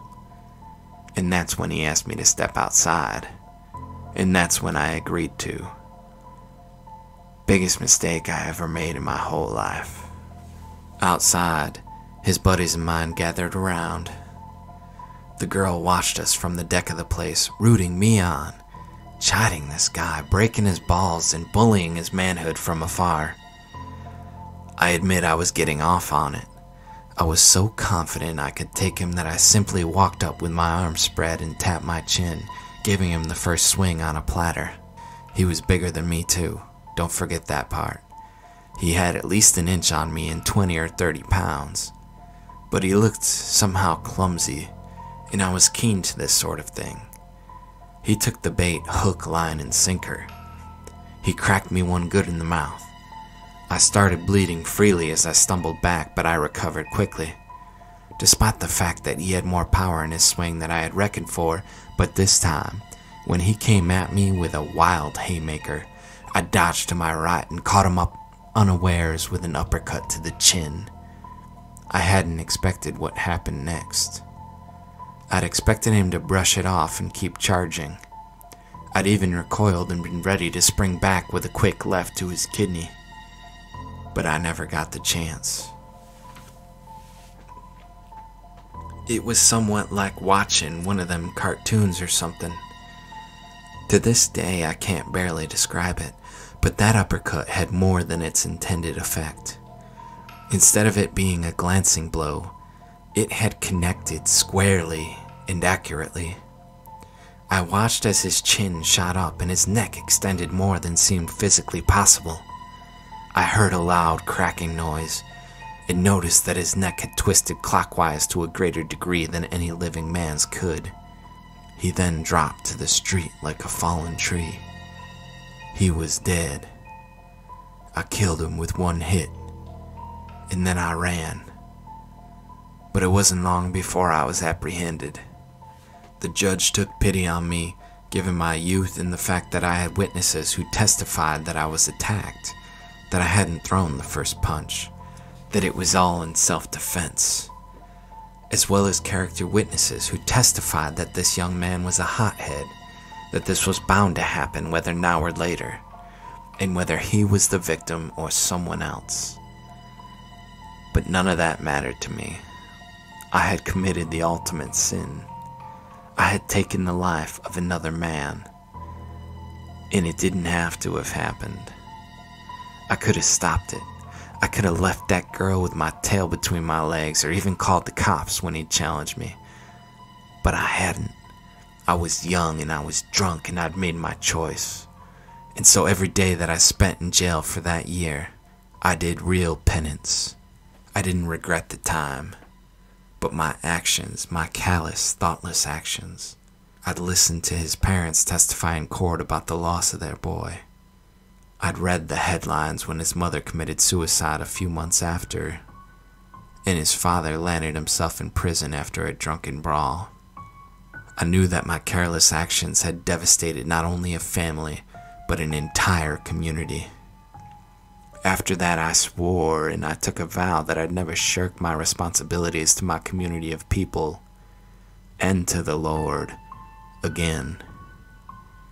Now I see you, my nephew, my guardian angel, going down the same path, the same wayward path of murder and mayhem. He paused there and closed his eyes, rubbing them with his fingers as if infinitely tired. In my drunken state, I couldn't believe what my ears were hearing. Uncle Rod had actually killed a man. And furthermore, he was comparing my current predicament to that situation. I was getting reamed. I sat silently, letting it all sink in. I didn't know what to do other than begin to suck down another beer as I waited for some kind of guiding inner light to strike me. Finally, I spoke. I don't know what to say, Uncle Rod. I'm so sorry you went through that kind of tragedy. I had no idea. He broke in. Me and your mom, we don't like to talk about these kinds of things to you kids. But I figured it was time. I gained heart. But Uncle, you can see that my situation is quite particular. Quite different, no? He again laid his hand on my forearm and squeezed harder than ever now. Boy, Michael, I'm only gonna say this once. As a man, whether you've taken a life or whether you've created one, you're gonna take responsibility for it and accept all that entails. Period. I began to feel slight regret at broaching the subject with Uncle Rod. I had known that he was old school, and therefore I should have known what to expect, that he would see Emily's point of view and take her side. But yet, I still felt that it was somehow unfair, as if the whole world was now against me. I didn't kill anyone, I uttered, my voice gaining in intensity. I slept with some slut. By accident. I was drunk. It happens every day. I failed to wrap it up. But that's why we have abortion. Our society says we can do it. We can get rid of these mistakes before they become something uncontrollable. Who knows what sort of person she is? This child could be like the next Damien or something. I mean, how is such a policy even good for society? I'm just trying to clean up a terrible mistake. Uncle Rod smiled a knowing smile, filled with sage wisdom. Michael, that's why I'm glad it's not your choice. And it sounds like that girl has sense enough to make the right one. I know you'll come around to seeing things my way. You're just scared is all. And you shouldn't be making any rash decisions in that state. Trust me, I've seen it. I've lived it. You'll be just fine, and so will that child. You know what? I don't care what you say. This is a cause for celebration. I'm gonna be a great uncle now. Uncle Rod filled his own glass again, and mine, before shoving it towards me. Uncle Rod, no, I won't hear any objection. This is to you and your child and your soon-to-be wife. That all are delivered safe and well, and into the loving arms of the Lord." He tilted his head back and sucked it down, whereas I sat soggily soaking up the lecture that I'd been given. "I'm real tired, Uncle Rod," I said as I stood and stumbled towards the couch. "I think I'll just sleep right here. The door's locked, right?" "Don't worry about a thing, bud. Nothing's getting in here. We'll weather the storm." My consciousness faded as soon as I collapsed onto the couch. The last thing I remember was Uncle Rod dragging a blanket over me. I could just barely hear him saying, "What else are you going to do with your life, boy? What calling is more sacred? You're lucky. You're truly blessed to have this opportunity. Unlike me, it's a blessing." That night, the dreams with their strange character returned. I was aiming at that deer again. This time, the dark thing that was beyond that deer rushed at me. As it did, I took aim and fired, but rather than watching the thing become shredded by the bullet, it was as if my consciousness was ejected from me with it. I rushed through the woods at breakneck speed, past the fallen deer, past tree after tree and thicket after thicket. As I continued at the speed of sound into the night, I wondered what was to happen when I finally impacted some tree trunk. But before that could occur, my pace of forward progress slowed and I came into the same clearing as before, with that same grotesque, mutated, ancient tree. I hung there in midair, observing the tree under the moonlight. It was only then that I noticed the shadow at the base of the tree, swaying gently back and forth unnaturally. An aberration to nature and to reason itself. I watched as the shadow oscillated against the base of the tree, as if it were making love to it. I don't say this in jest, for I got the distinct feeling that something sensual and sexual was occurring between forms that I couldn't fully grasp. I began to hear moans as of a woman's cries of either pain or pleasure. I was now paralyzed with fear as the female voice began to cry out with words of some foreign language I didn't recognize, that sounded like speaking in tongues. As I struggled to turn away from what I was witnessing, the tension created was somehow sensed by the presence. As it turned towards me, the intruder, it let out a cry of intense pain and rage before rushing towards me at what might as well have been light speed. Just as it overtook me, I felt cold, scaly skin pressing against both of my cheeks. I smelled the scent of rotting flesh, like the corpse of a trout that had been kept in the trunk of a hot car for weeks. As I struggled to breathe under this odor, I realized that there was a pair of veiny, pale, and iridescent legs actually wrapped around my neck. My nose was squarely in the groin of this creature. I screamed as the world dissolved around me. I woke up on the floor in a cold sweat. It appeared that in the intensity of the dream I'd fallen off of the couch. When I looked up, I saw Uncle Rod, who was already up and about, cooking some ham and eggs on the griddle, a glass of whiskey and a cigarette in each of his hands. "Morning, sunshine," he muttered as he stepped over me, crossing the room to grab the paper plates. I moaned as I rolled about on the carpet. "Ham, egg, and cheese, a cure-all," he said, inviting me to join him at the table. I slowly rose, trying to catch my balance, using the couch as a third leg.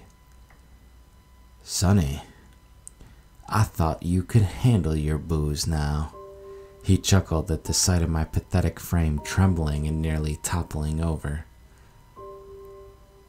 This was the first relatively sober moment that I'd seen him show any kind of mirth.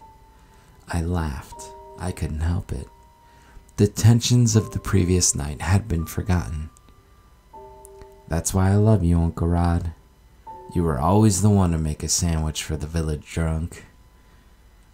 I sat down across from him and began chowing down the 2 sandwiches that sat on my plate. I needed that food desperately. In the middle of this feeding session, I went to the fridge to retrieve a gallon jug of water I'd brought and began sucking at it greedily.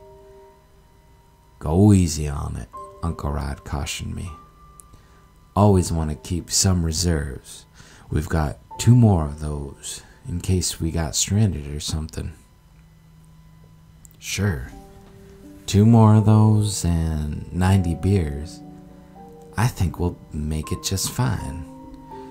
Beer has water in it, right?" "If we were stranded up here by a weather system, might be a good idea to keep your head on straight, but I agree.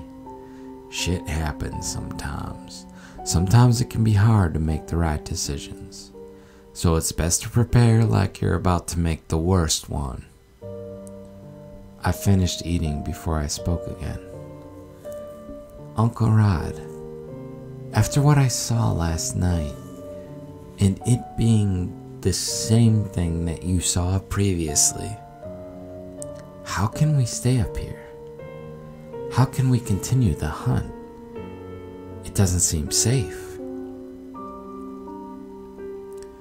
He was wiping his chin with a napkin as I said this. In truth, since I'd arrived, this was the first time I'd seen him eat anything, and I was a little hesitant to spoil his seemingly good mood with my cowardly proposal. "Now, you're right about that. It might be dangerous to go on. I'm afraid, though, not with you here. I'll leave that decision up to you, bud. If you want to go back down to the house and think things over first, we can do that. If you want to head out and scout one of the trails, that's fine by me too. I just want you to be comfortable and safe. That's all I care about." I inhaled deeply and let out a sigh. He hadn't given me the easy out I had hoped for by telling me we must retreat from this woods where perilous forces were circling. "Well, Uncle Rod, I hope you're not too disappointed in me, but I think we need to go back down to the house and think about this thing a little more. Maybe contact someone who could help. Someone more experienced in this sort of thing." He cut me off. "No need to say more, Michael Conrad. Ain't no shame in this sort of thing. Let's get out of here." With that, we quickly moved about the cabin, packing up our supplies. As I walked out into the crisp early morning air, I was somewhat relieved to be heading back to the house. Somewhat. Back to civilization. When I arrived at the wheeler and began strapping my pack onto the back of it, I noticed something very wrong. The gas cap was open. There was a small length of hose sticking out of it, similar to the pile of hose that was partially sticking out from under the porch of the cabin, which had been used as a part of the rudimentary drain system for the sink therein. I could smell gasoline in the dirt, and when I looked at my uncle's wheeler, the cap was similarly missing. "No. Uncle Rod, no." I heard footsteps behind me. "What's the matter, bud?" "Shit. Uncle, someone sabotaged the wheelers. What are we gonna do?" He shook his head with a half smirk. "What do you think? We walk. Take only what we need, the essentials, and of course your gun. We can come back later with gas to get the rest of the supplies." As I looked around the woods, I noticed a few snowflakes fluttering in the air. It was frigid cold out, and I wasn't looking forward to such a long walk back. All my gear was insulated, of course, and it wouldn't be anything perilous, but it would certainly be hell. I did as Uncle Rod suggested and dropped everything except an extra pair of warm clothes, some of the extra sandwiches we'd already cooked up, and we each grabbed a jug of water in our packs, filled up a flask with whiskey, along with an unopened liter of liquor from behind the bar, our ammo cans, and our guns. My uncle also had an old tarp that could be used for a makeshift tent in case we got hit by a sudden squall and had to wait out the storm, though it would be cold. We could at least hedge against and protect ourselves from the wind chill. Without further delay, we headed off down the Wheeler Trail, back towards the property. Uncle Rod led the way and I followed behind him at a distance of about 20 feet, just as we normally would have done out in our trails during a hunt. We both carried our guns in our hands just in case we saw anything on the way down. We might get lucky and get some venison tenderloins and backstraps to cook up that night. My mouth watered just thinking about the grilled up venison after all these years. I knew you were supposed to freeze it for 6 months before eating to kill any parasites, but in this case, given the current state of affairs, I thought it would be worth the risk so long as Uncle Rod agreed.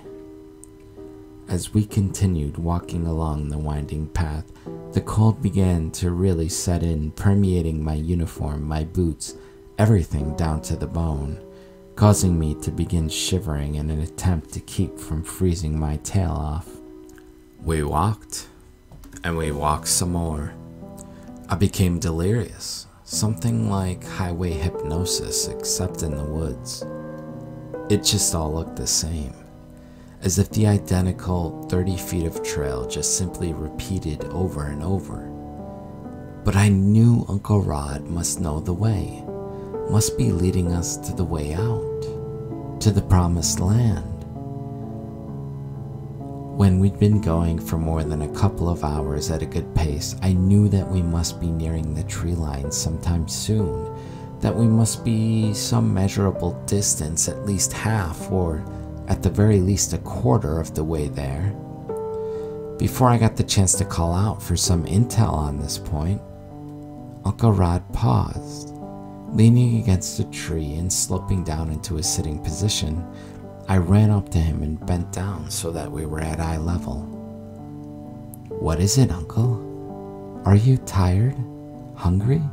He didn't answer me right away, but simply began rummaging around in his pack. Before long, his hand emerged with his flask. He unscrewed it and tilted it back to his lips, taking a long drag off of it before letting it down in his lap, his legs spread. "I was afraid this might happen," he said at length. We continued staring into one another's eyes, though he didn't expand upon this immediately. "Well?" I asked finally. "Well, bud, if you don't know where we are right now, you're not quite the outdoorsman I supposed. I guess that city life has really taken its toll on you." I was now getting exasperated with the constant mysterious way of answering, as if he'd been holding something back from me this whole time. "Uncle, just tell me, why are we stopped? Why aren't we at the house yet?" He sighed a long, defeated and tired sigh. "Do me a favor, will you? Don't go too far. If we get separated, well, that's the worst thing that could possibly happen. Just go back that way a bit, just over that little hill there. Don't lose sight of me. I'll keep my eye on you too." I was impatient with this response. "What are you talking about? Why would I go that way? if the house is this way? He had also grown impatient with me and my impatience. Just do as I say, now go. He nearly yelled this last at me, clearly perturbed. I shut my mouth and began walking. As I did, I periodically looked back to check on him. If I was worried before, I was truly concerned now for his state of mind. He had a shotgun in his hands, and despite how much it hurts me to say it, in that moment, I was growing worried of what he might do with it. These notions were soon to dissipate, for as I crested that little hill and from that vantage point could see beyond it, there I saw the basin in the woods, with that cabin at the center of it, the four-wheeler still parked uselessly by the woodpile. What? I yelled at no one in particular but the woods itself. What? What the hell? Uncle Rod! I turned and began charging back towards him where he still sat at the base of that tree. I knelt down again in front of him. What the hell, Uncle Rod? You've been leading us in circles. But why? He looked at me with a pained glare. I've done no such thing, Michael Conrad. Did we veer off the Wheeler Trail even once that you noticed? We stayed right on the path. We should have been nearly home by now. But look here, I'm not surprised. The same thing happened when I came up here a few days ago. After the first time I saw that thing. I think the moment you drove onto the property was the first time it stopped, the first time it let up, at least temporarily, and I was able to make my way back to the house. I looked at him with the most serious look I could muster under the bizarre circumstances. Uncle Rod, this can't be. It doesn't make sense. Physically, space and time, the space-time continuum, they don't work this way. Trust me. I've studied it at school. I mean, there's this thing called Zeno's paradox, but it's not worth discussing. It's just a flaw in our understanding of logic, but nothing real, nothing physical. And even if what you're saying is true, just why in the hell did you bring us back out here? You could have escaped when I first arrived. My uncle held the flask up to his lips and drank long. He then leaned his head back against the tree and stared up at the gray sky above. It wouldn't have worked. Even before I saw that thing the first time, it had already started. One day I tried to drive to the store, but I just couldn't. I just kept going and going, putting my pedal to the floor, and yet the house stayed in the rearview mirror. That's why I was drinking that instant coffee garbage. Couldn't leave, couldn't go to the store. I thought the same would have happened to you when you tried. But somehow you made it out. Maybe it takes time to get its hooks into you. Now you're in the same boat with me. I wouldn't have called you if I had any other choice. I know if there's a way out of this. My nephew will figure it out. You're the smartest guy I know, Michael Conrad. Just like that Zeno thing you just talked about, there has to be a way to understand this thing, and therefore to overcome it. Now I was truly pissed. I could tell the anger was written on my face as Uncle Rod looked taken aback. "Uncle Roderick," I screamed, "this isn't my responsibility. You dragged me into this. You trapped me. into your vicious trap. It was a honeypot. It was smooth sailing until you called. Now you've roped me into something I can't even understand, something from which there's no escape, something that will be the end of me. Uncle Rod kept his composure despite my hysterical screams and protests. He continued to play it cool, just sipping on his flask and staring off into the distance. Eventually, when he was ready, he addressed me again. Look, no one's gonna die out here, especially you. But you might just be reborn. Men like us, we were forged in the fires. Out here, this is survival. This is like going through war, trust me. I've been in one. This is nothing, my boy. This is something that'll make you the man you were always supposed to be. This is something that will shape and mold you. You should be grateful I've given you the privilege. I stood now and walked away a bit, marching in manic circles. Grateful, he says. A privilege, he says.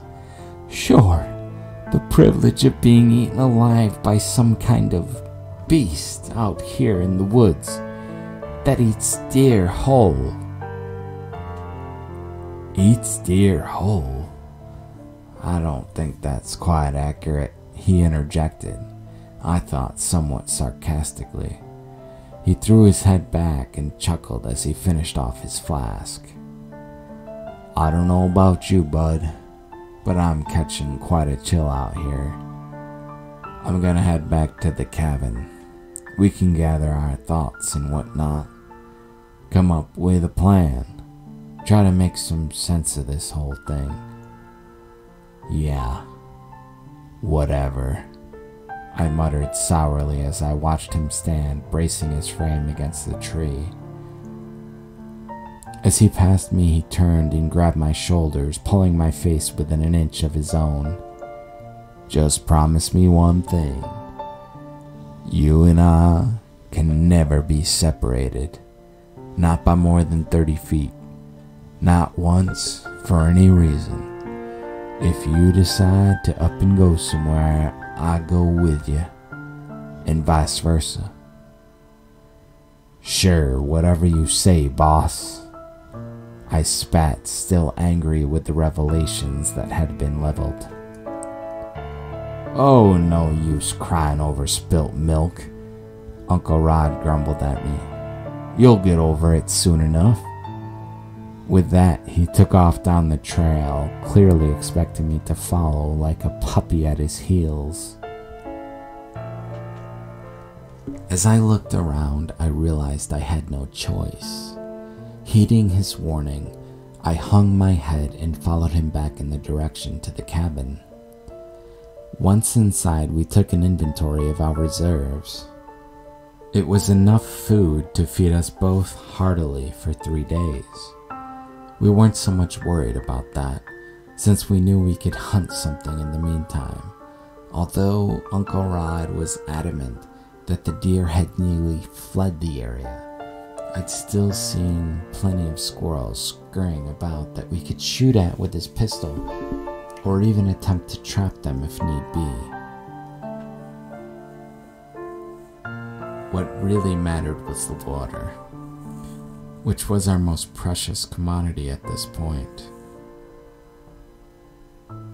Sure, we had plenty of beer, but even given my biochemistry background, I wasn't sure how the physiology of it would play out drinking beer with no pure water in a survival situation such as this.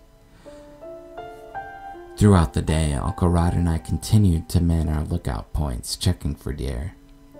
Through it all, we continued to grab bottles from behind the well-stocked bar and drink one glass after the next. As the night fell, neither of us had seen a thing. I had talked to Uncle Rod little throughout the night, still holding a grudge over the information he'd held back, over the reason he had drawn me here in the first place. But as the night fell, these feelings gradually faded. I was scared, terrified, and I couldn't admit it to my uncle. I walked over to the table and sat down. My voice broke as I finally spoke and let out all the pent-up emotion. "What are we gonna do, Uncle Rod? We can't leave here. What happens when we run out of food? You say the deer left. It's simple math. What if the rodents leave next? If they can find a way out, why can't we?" My uncle turned and sat down across from me. "You know what? That's the smartest thing you said all day. And I think you're right. I've been thinking kind of the same thing. You know what else I've been thinking? We know we can't go out that way. But can we go the other way, deeper into the woods? If we can make our way up to Larry's cabin, maybe he's up there. Maybe he could help." Larry was my uncle's nearest neighbor, whose cabin was located a few miles north from his own, further into the woods from our current location. I vaguely remembered having ventured up there one year during one of our hunts when we hadn't seen anything. He and my uncle both had shortwave radios they used to occasionally report to one another about sightings during the hunts. "Can you call him on the radio?" I asked. "See if he's up there before we try going all the way up." I tried him, but the whole time I was up here before I finally got you on the cell phone, he didn't answer me but once. There was a bunch of static bursts, and I heard him shouting something. Couldn't reach him after that. But I think he's up there, bud. And maybe he knows a way out. I grabbed his hand now and squeezed it. "Uncle, I've heard nothing more tempting in my life. Let us go in the morning. We'll find him." "Okay, bud," he said, nodding in agreement. "Okay." That night, the same dream returned. This time, instead of being the central character of the dream, it was Larry, a man I only distantly remembered from my youth. I watched him stumbling through the woods in the dark, periodically shouting as he went. He stumbled and fell numerous times. I could tell he was desperate as he tore through trees whose branches cut his face like switches. He finally entered into the clearing where his cabin was. I could now see the shadowy figure behind him. It was closing in on him. He screamed terribly as he ripped the door open and slammed it behind him.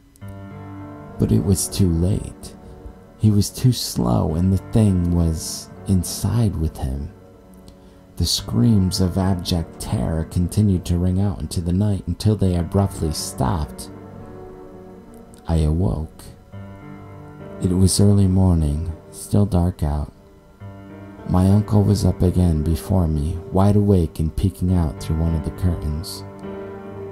He looked over at me as I sat up on the couch. "Did you hear that?" he asked. I could see perspiration standing out on his forehead. "I don't know. I was asleep." He had a cup of instant coffee in his hand and he marched across the room to pour me one. "Here you go, bud. Get yourself woke up. We got a long hike ahead of us. We head out at first light.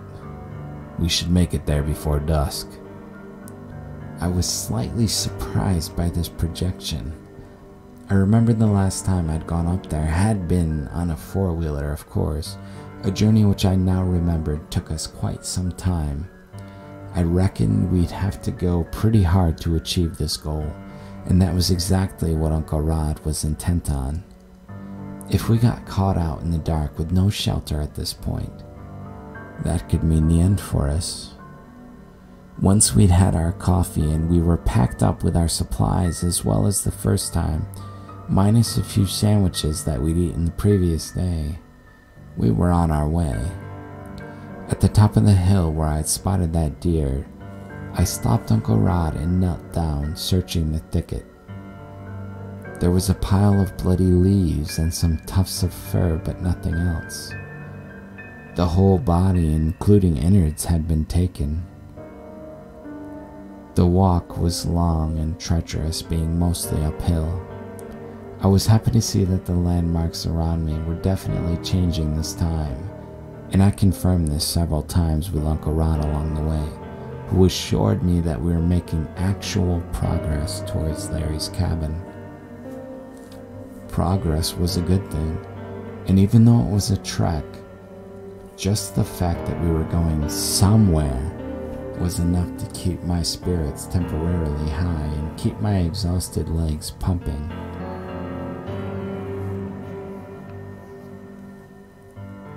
After we'd been trekking for a few hours, we sat down near a small natural spring that streamed through a ravine below us.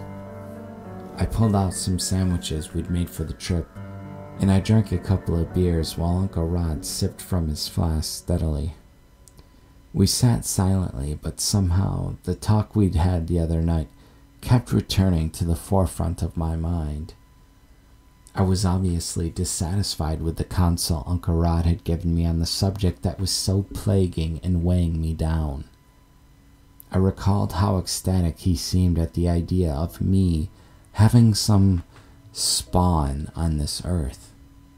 I remembered dimly my mother telling me that I had a cousin, Uncle Rod's daughter, who had died at a very young age. I had never met her. They'd never tried to have kids again.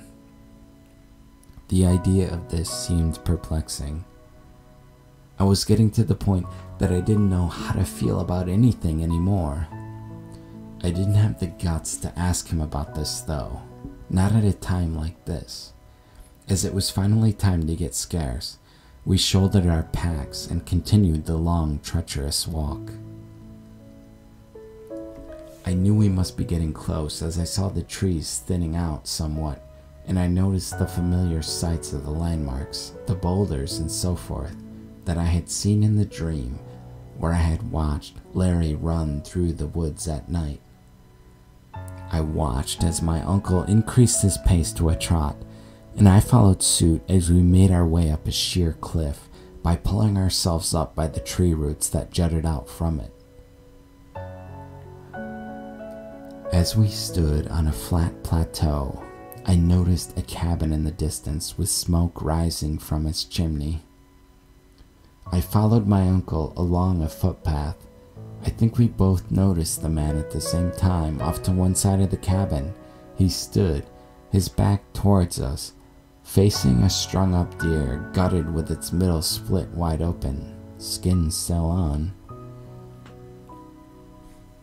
As we drew closer, we saw that the skin was slit on the legs, which had been hacked off around the knees, and he was attempting to pull down and start tearing it so he could get at it with his knife, but seemed to be having a hell of a time with it for some reason, unbeknownst and not obvious to us. When we were about 10 feet away, my uncle announced our presence to the man, who was yet unaware of anyone approaching him. "Larry? Thank God you're up here. We've been..." The man turned quickly, and the look of him must have given my uncle pause. He was terribly pale, his eyes extremely red and bloodshot. He was completely dripping with sweat, despite the fact that it was nearly freezing out, and he wore no jacket. To me, he looked slightly crazed, to say the least, but I attempted not to decide anything too hastily since I barely knew the man. I fixed upon hanging back and letting my uncle handle the formalities and exchange of information. "I heard you shooting down there," he said, ignoring my uncle's greeting. "Did you get something?" My uncle looked a little annoyed, or maybe exasperated is a better word. No, Larry. We didn't get anything." "Oh, me neither," he broke in forcefully. My uncle now looked to be beside himself. "You neither? Just what in the hell is that hanging from the tree?" As my uncle moved in for a better look, I followed him. But it wasn't many steps forward before the stench hit me. "I found it," Larry uttered, with not a little pride. My uncle and I could tell as soon as we laid good eyes on it that the deer corpse was rotten. "What the hell is wrong with you, Larry? That's roadkill. You can't be eating that tainted meat." Larry looked at my uncle menacingly. "Oh, now you're gonna come on my land and tell me what to do. What are you gonna do about it? Call the DEC? Like hell you will." My uncle took a deep breath to calm himself and held up his hands as if to placate Larry's outbursts. "Now, we don't care nothing about that deer. We need your help, Larry. We came here to ask for your help." Before he could explain further, Larry threw his head back to the sky and belted out a hearty, beefy bout of laughter. "Me? Help you? That would be like the blind leading the blind. I've been stuck up on this mountain for 2 weeks now. I haven't seen a single thing to shoot at, and I can't leave. Every time I try, I just get turned around and end up right back here. Not sure what happened. But I did find this here doe. Like someone left her here for me. A gift. It's only a little slippery. Still good if you cook it right." We watched as he finally got a grip on the doe's skin around the severed point where he had slit it with a knife, and was able to begin pulling the skin off the muscle. As the skin peeled off like a pair of pajamas, the rotten smell hit our nostrils more pungently. "Lair," my uncle ventured, but the man seemed possessed now by his single task.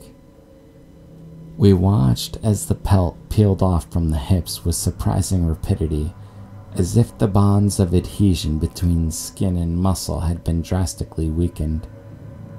Once this feat was accomplished, he placed his knife inside the corpse and began cutting out the tenderloins, followed by the backstraps. "This will hold us over," he said, his hands full of grayish, slimy muscle tissue. It made me nauseous to look at, but I kept a poker face, my eyes all the while moving between my uncle and Larry, following my uncle's lead in case he needed to signal something to me. But none such signal came, and I got the feeling he was as nonplussed as I at what we were witnessing.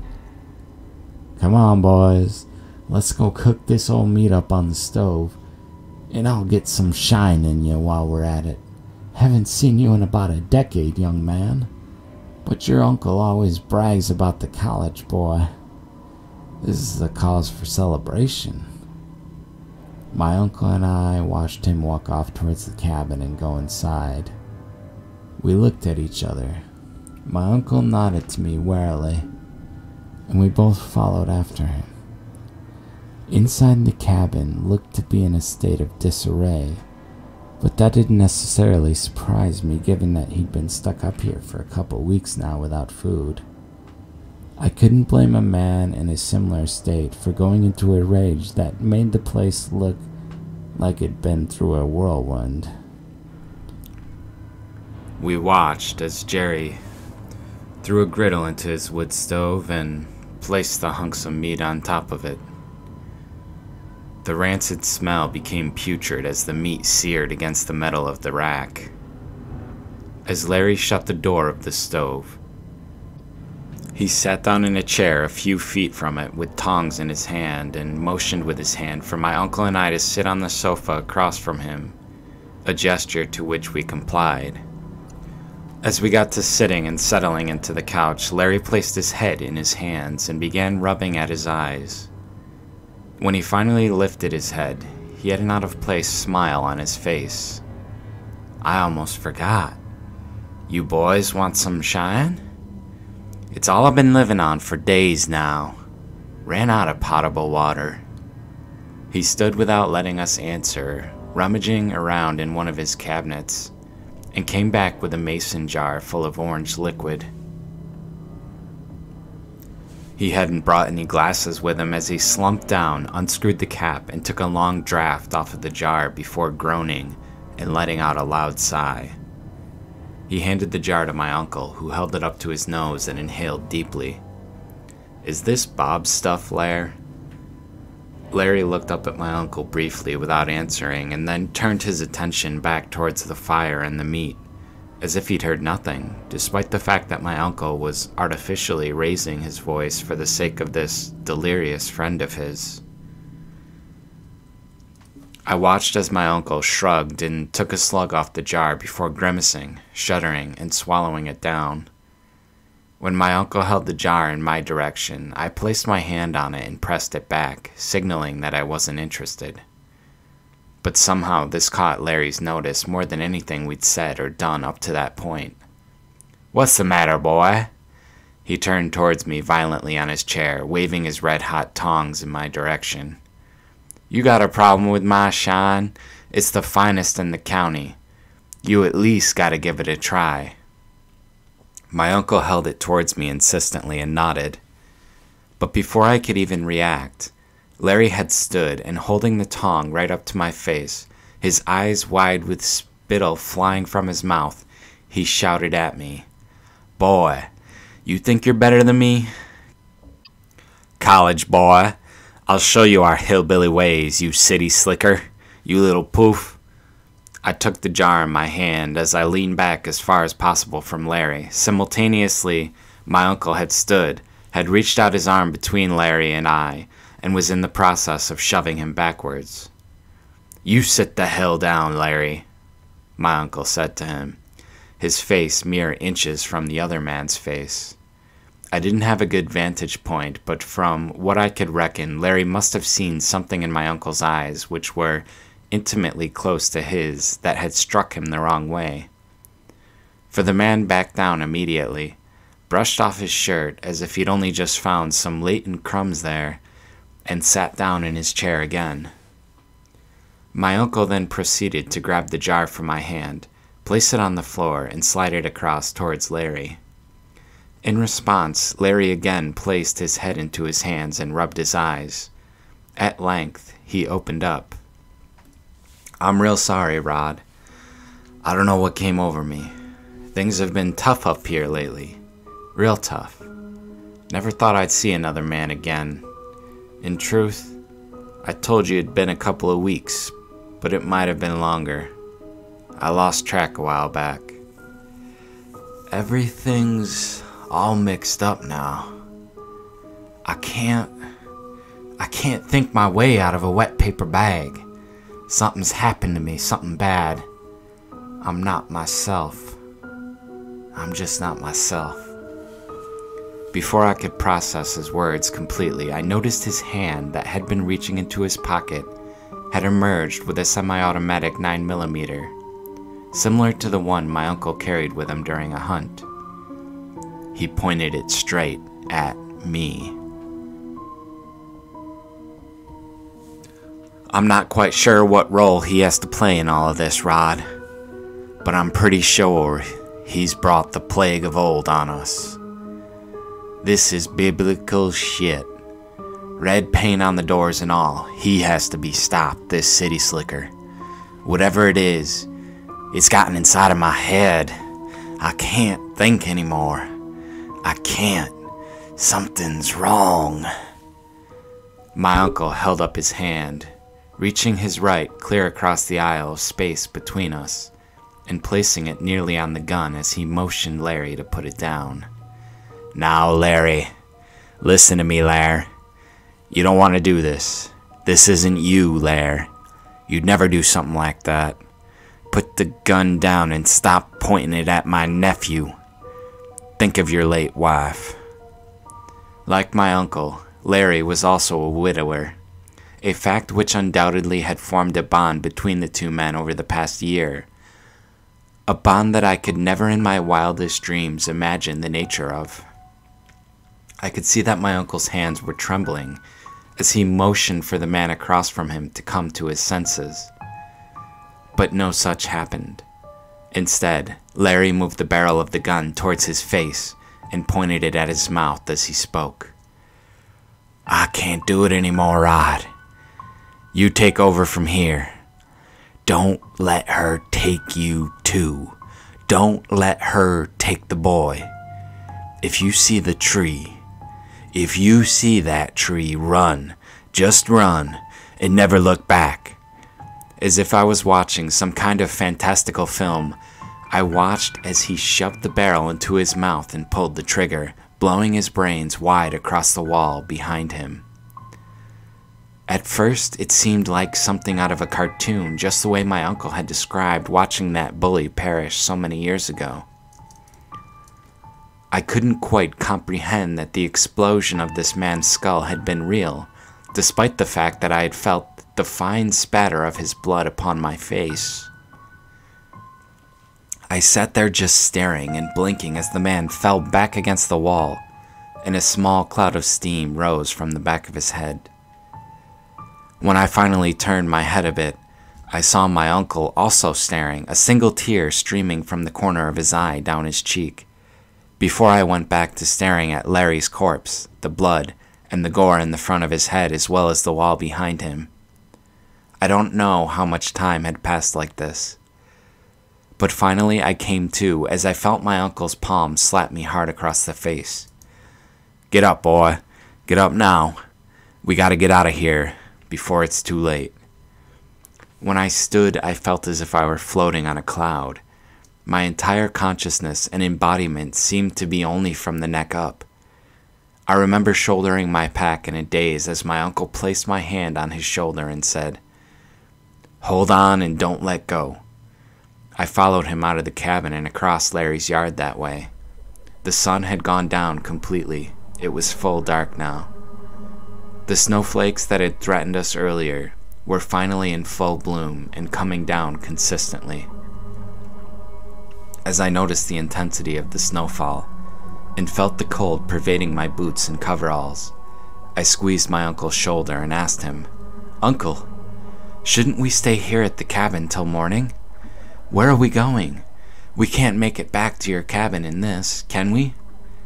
He turned around and looked at me with surprise in his eyes. "Michael, you didn't hear that? We can't stay there. Something's in Larry's cabin. Something I don't ever want to hear or see again." I didn't bother questioning him further. I was in his capable hands now. There was nothing more I could do. I had been rendered completely and utterly useless by the circumstances. If I had been in this situation on my own, I was sure I'd have already been long gone. As we stumbled away through the dark, I began to have little hope that the pair of us would ever make it out of these Michigan woods alive. We walked for hours, but seemed to make little progress back towards my uncle's cabin. The snow had begun coming down so hard that we could barely see a foot in front of us. In lighter weather, we might have found a large tree trunk, dug out some snow around it, creating an igloo of sorts, and draped the tarp over top of us for the night. But gauging the rate of the precipitation, which seemed to be increasingly heavy every hour that passed, I knew that we'd be buried alive if we attempted any such fool thing. We needed to find a proper shelter where we could hunker down for a week's time if need be. Therefore, we held on tight to our guns and continued to struggle forward in the increasingly deep layer of snow under the weight of our gear. As we continued, it grew dimmer the snow blanket covering the ground thicker, and the visibility astonishingly low. I didn't know what the aim or destination was, but I knew that stopping would mean a frigid demise in these desolate woods. Somehow, I still felt calm by the side of my uncle. I could sense his fear, sure, but at the same time I noticed that look on his face, a look that said he'd walk straight out of hell if he had to. In that way, I absorbed at least a modicum of his resilience by osmosis, and kept my feet moving stoically forward. We were getting hungry, but we knew we were almost out of rations. I pulled a beer out of my pack and chugged it down quickly when I was thirsty or needed to warm myself. All the while we trudged, I could feel my bones getting colder, moisture slowly seeping in through my boots. The wrath of this most cruel environment was slowly sapping and absorbing the last bit of energy from our bodies. Every tree and every bush or thicket looked the same, and in the darkness and blizzard, anywhere I looked I thought I saw something sinister moving towards us, which each time faded just as quickly as I gave a second panicked glance. After scaling yet another hill, we ventured out into a plateau area of the woods where the trees were positioned somewhat less densely in uniform arrays or rows, creating a hallway-like effect, somewhat like a maze, where gusts of wind and of snow funneled down the rows in near horizontal fashion. Before we'd gotten very far, I ran right into my uncle's backside, who had come to a dead stop on the trail in front of me. I positioned myself on his side, and I saw him with his hand over his brow, searching the darkness ahead. "What is it? Why did we stop?" I had to nearly shout to be heard over the howling gusts of wind. He ignored me momentarily, or perhaps was just too lost in his thought process to understand my words immediately. At length, he cupped his hands over his mouth, turning to me and shouted, "I thought I heard something ahead. Gave me the strangest feeling." "Maybe we should turn back," I offered up, but as soon as I said it, knew that it was a meaningless suggestion. I cursed myself for my weakness. My uncle ignored my words, and we continued to march forward side by side. Before we had been going 10 minutes through this strange and heretofore unseen configuration of trees, I now heard something unusual myself. It sounded like music, so quiet, so distant, as if carried further on the wind than it should have been from some faraway place. Even as we stood in place, it seemed to be growing louder by degrees. It sounded like some kind of old-school country, a woman's voice wailing some heartfelt ballad of love, heartbreak, loss, and anguish. I looked over at my uncle and saw him seeking into the darkness with an intense gaze as the sound grew louder, as if it were being played from some amplifier directly above us in the treetops. I could swear I saw my uncle swaying his hips lightly, as if involuntarily carried away by something out of the depths of the vaults of memory. Before I knew what was happening, I heard a voice, deep and somehow echoing directly behind us. "You wanna dance, Yankee? Let's step outside, I'll teach you to dance." I watched my uncle duck just in time as a heavy branch hummed through the air, skimming the top of his head, just missing my own jaw by an inch. I turned my head, and there stood a brawny, heavy-set, 6'4", 20-something-year-old with a round baby face and a crew cut. His skin was entirely as pale as the moon, and there was a strange jutting bulge on the side of his neck where purple and blackish veins weaved like spiderwebs. His eyes were dark as black marbles, and they glared menacingly as the heavy chunk of lumber was lifted again. "You," was all my uncle said before we both turned and ran simultaneously. But even as we fled, each time I turned my head to the side down one of those rows of trees, the man appeared there, Even though he walked slowly with his big stick on his shoulder and seemed to be in no hurry, he constantly gained on us as if his movements were somehow outside the Euclidean space we inhabited. "Woo! You got old, boy. Who's gonna dance with you now?" The haunting music continued to amplify in intensity, and I could tell it was somehow having a dire effect on my uncle's ability to move forward. As we entered into a large intersection that was somewhat a clearing, we stopped as we saw the man in front of us, slowly sauntering towards us, a wide, sinister smile on his face as if he'd been waiting patiently for decades just for this one moment. I watched in horror as my uncle fell to his knees, dropping his gun in the snow. I believed in the moment, in shock and disbelief of what his eyes were revealing to him. I knew I had to act quickly to save him, and I shouldered my rifle and took aim at the man, who was at a distance of about 30 yards. My crosshairs wavered wildly as I struggled to take aim with my quivering limbs. I quickly got down next to my uncle so I could brace my elbow on my knee. The man's jacket, his barrel chest, came into focus. As I exhaled and made sure to position my eye as far back from the scope as possible, I squeezed the trigger until a deafening blast rung out and the butt of the gun kicked me hard with its recoil in the shoulder. As I lowered the gun, I saw the man standing there staring down at his chest. There was a hole there, with smoke billowing forth. He threw his head back and chuckled wickedly to the sky. "Your nephew is one hell of a shot," he shouted. "But it ain't gonna help him much now, is it?" As he continued his path towards us, I actuated the bolt, ejecting the spent cartridge and simultaneously allowing another bullet to spring into the chamber before drawing the action shut. As I shouldered the rifle again, it was too late. The man stood just 5 feet in front of my uncle. I expected any moment my uncle to haul up his 12-gauge and blast a deer slug through the head of this apparition, whose non-corporeal substance was at least susceptible to some of our laws of physics. Instead, I witnessed the unthinkable. My uncle merely turned his head to the side and offered his cheek to the demon to crush with a tremendous blow. The man stopped and stared at my uncle with a deadpan expression. "Go ahead," my uncle screamed. "I always knew one day you'd come back for me.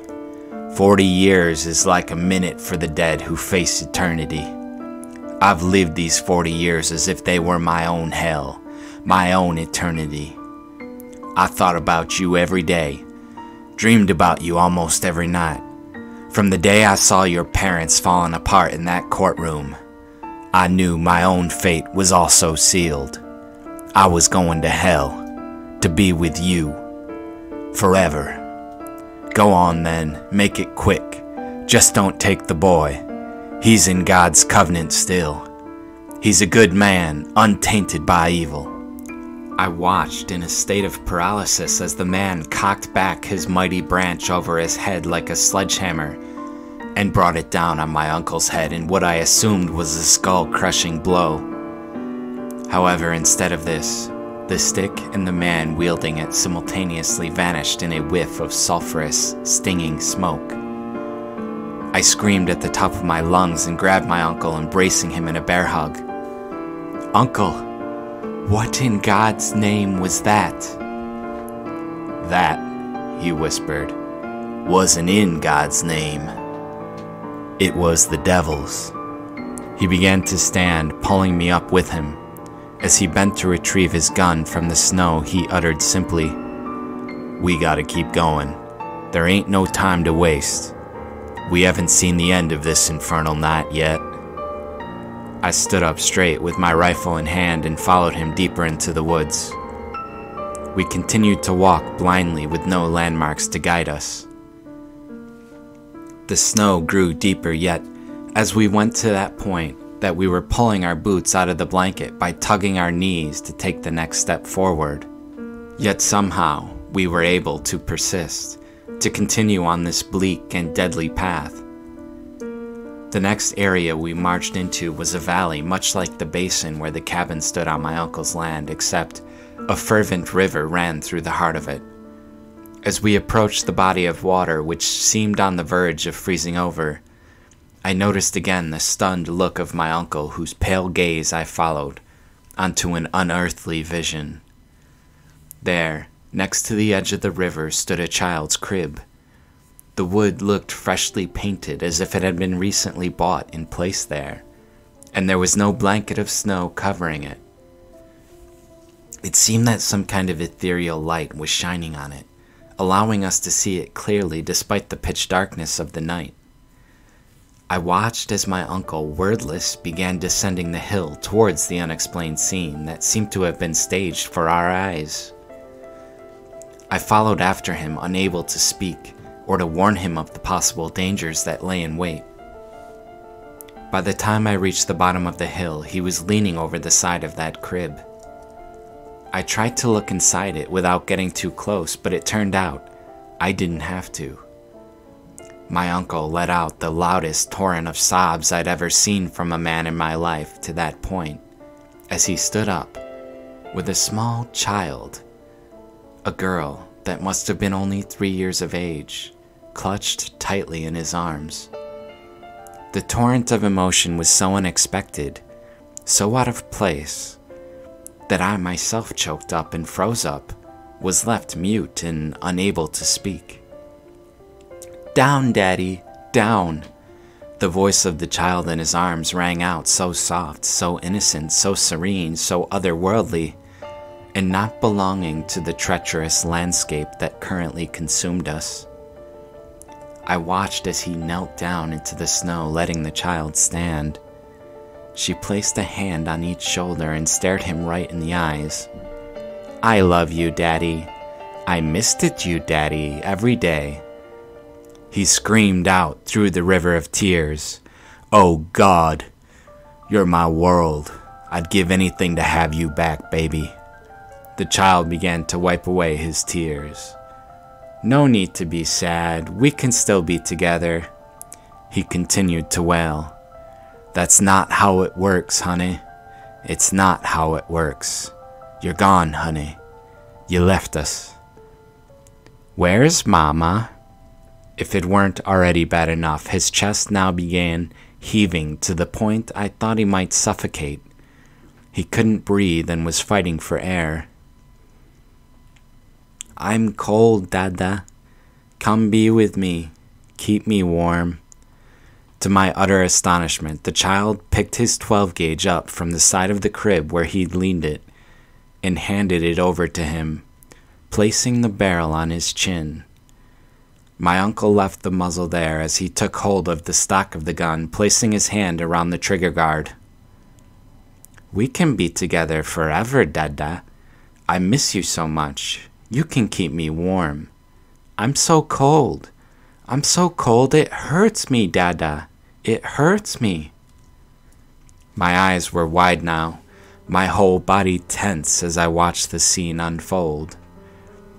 My uncle was now in the grips of a powerful force beyond all comprehension.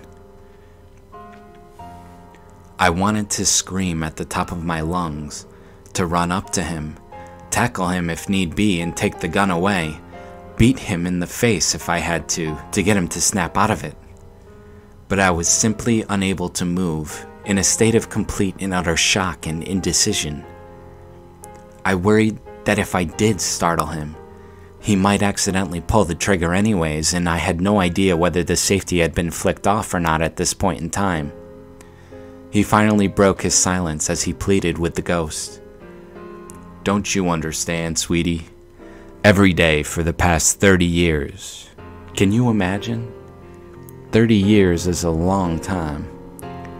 I woke up in the morning wanting to do just that, placing this barrel right against my chin like this, placing my finger on the trigger just like this." His finger now moved inside the guard and pressed lightly against the trigger. "Uncle, no!" I shouted, but as far as I could tell, he hadn't heard me. "I've been living in this same prison of grief for all that time, For the past 30 years, I've been wondering what kind of man I would be if I didn't follow after my daughter, my precious angel, who was the only thing that made my miserable life worth a damn, and make sure that she was okay. Yes, my baby. I wanted to do it every day. I wanted to come be with you. I wanted us to be together again. I wanted to blow my brains out every day. But I can't. It's a mortal sin, taking your own life like that. And so I must suffer through this life, until God decides to take me himself. Him or the devil. The child's face now turned from that of an innocent angel into one of demonic hatred. If death is a sin, then I am a sinner. I went to hell, Daddy. They're hurting me in hell, Daddy. Please, if you do it, you can take my place. They will let me go. Please, Daddy. You're hurting me. Do it now. Do it now. Pull the trigger now if you ever loved me. My uncle shook his head stolidly. I cannot do that, my angel. You will go to hell. You failure of a father. You're the worst father. You didn't deserve me.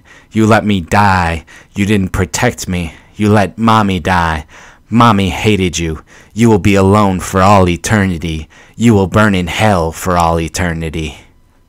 The ghost screamed in a demonic voice as it suddenly vanished, leaving nothing in sight but the same sulphurous vapors.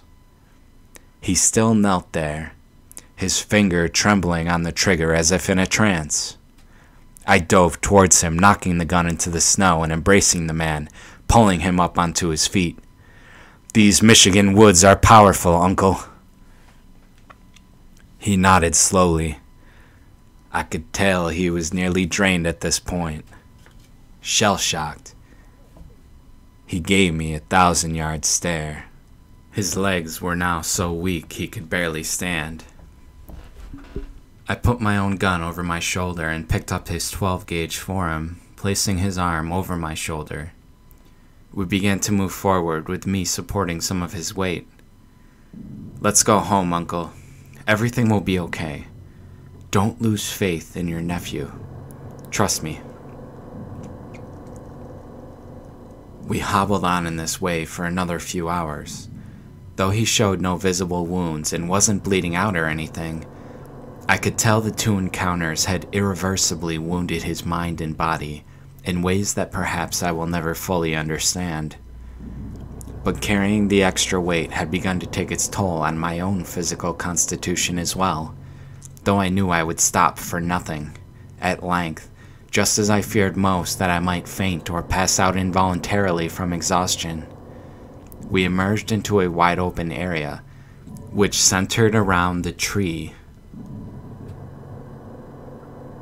The very twisted and warped tree from my recurrent nightmares. The only difference now, which I noticed as we drew closer to it, was the hospital bed and IV pole which stood near the wide, massy base of the tree. I heard a long, drawn-out moan escape my uncle as he lifted his arm from my shoulder, and with surprising strength began to trudge on ahead of me, whereupon I struggled to keep up with this man of grit. I didn't even have the urge to try and stop him this time, now understanding that this man was truly fearless, and ready to stare deeply into any abyss he may happen across. His powerful stance made me feel diminutive and small as I followed behind him, just like when I was a young boy following my powerful guide through these same woods in those days of my faraway youth. Through this night, as I had wondered what sort of hellscape we had inadvertently wandered into, I had no idea that my uncle had been living his own hell on earth for the past 40 years, which was to me an eternity in itself. As he drew closer to the bed, I saw that there was a figure laying underneath the thin, pale sheets. A pile of dark, shiny hair lay visible on the pillow. As he approached the knotty rising mass of that strange disfigured tree with its infinite swirl of oddly angled tortuous branches, the figure beneath the sheets of the bed began to stir. I caught up to my uncle as he stopped about 20 feet from the bed. The figure sat up, the sheet still draped over their head as they stood. It slowly pulled off as they began walking towards the tree.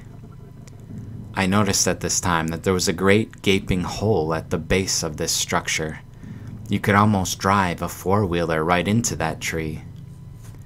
As the sheet fell, I saw a woman of astounding, dark beauty. Though the face somewhat resembled my aunt's, this woman was much younger, her skin much paler. She wore nothing but a pair of black panties and a bra, as if impervious to the freezing sub-zero air of the night. The snowflakes that fell seemed not to cling to her, and I noticed that her legs, her entire legs, were intricately carved and scarified with minutely written symbols or runes of some sort, completely foreign to my eyes. As she drew nearer to the tree, I realized that the tree was a tapestry covered with similarly carved symbols, as if the two beings were somehow connected, intertwined. As she reached the base of the tree, she began leaning and writhing against it sensually, just like the shadow figure in my dream had done. "It's her," I heard my uncle whisper mysteriously. My mind flashed suddenly back to the hospital room, watching my uncle sitting a sorrowful vigil in the hospital room for weeks on end. In the end, there had been nothing the doctors could do, and long after the rest of the family had said their goodbyes, including myself, I knew that each painful minute must have been longer than a lifetime for him, as he was left alone to watch her, the love of his life, slowly suffer and die, as the last struggling breaths of air left her chest. I knew that as he stood there, trembling in the cold under the moon, that he too must have been reliving the same moments that for the last year had perpetually been on his mind. He had somehow never left that room, was still there to this moment. Meanwhile, as this strange dance continued, I noticed a pair of glowing eyes appear from out that hole in the tree. A moment later, it was apparent that it wasn't only the one pair. Before either of us could react, a giant black wolf emerged from the base of that tree, followed by a black bear with dark, beady eyes, slowly sauntering out. My uncle and I stood paralyzed with either fear or maybe awe. A reddish hue cast over the moon above as the woman elevated before our eyes, sliding up the tree in a gravity-defying leap as her body still pulsated, as if with deep, orgasmic pleasure. She seemed to merge with the twisted and turning, infinitely intricate mesh of branches and twigs in the upper regions. By the time I looked straight ahead, it was too late.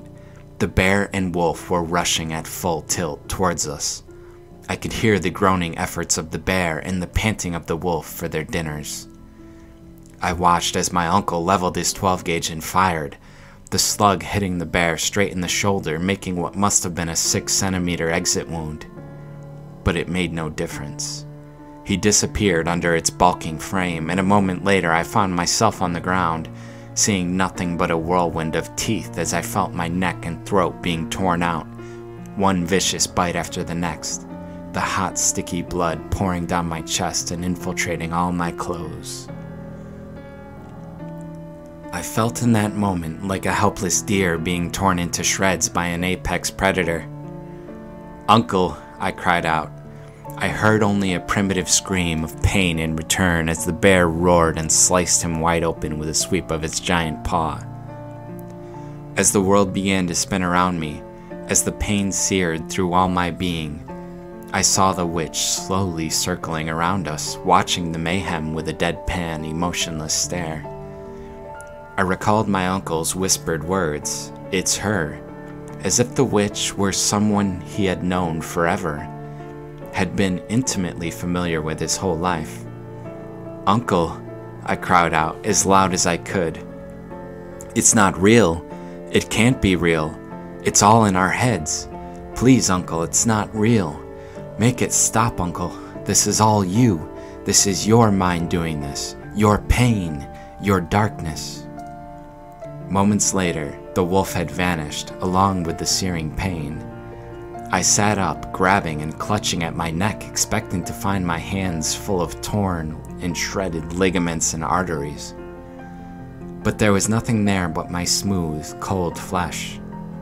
I walked over to my uncle and gave him my hand, pulling him up off the ground. We both watched as the witch turned from us and slowly walked away, disappearing into the hole in the base of that tree. As she did so, a giant buck appeared at the tree line of the clearing and began walking towards the tree. "Uncle, that's the one. The giant ghost from a few years ago." He nodded slowly. We both watched as it disappeared into the hole in the tree after her. The tree seemed to be surging with a strange, ephemeral energy. My uncle turned towards me and grabbed me in a bear hug. "You see where that buck came out of the trees? You need to run that way, fast as you can. When you hit the Wheeler trails, follow him south. It'll lead you back to the house. Everything will be okay when you get there. I want you to go into my safe in the bedroom, and when you do, the combination is your birthday." As he let go of me, he patted me on the shoulder. "Now go," I said. I stared back at him in confusion. "What are you talking about?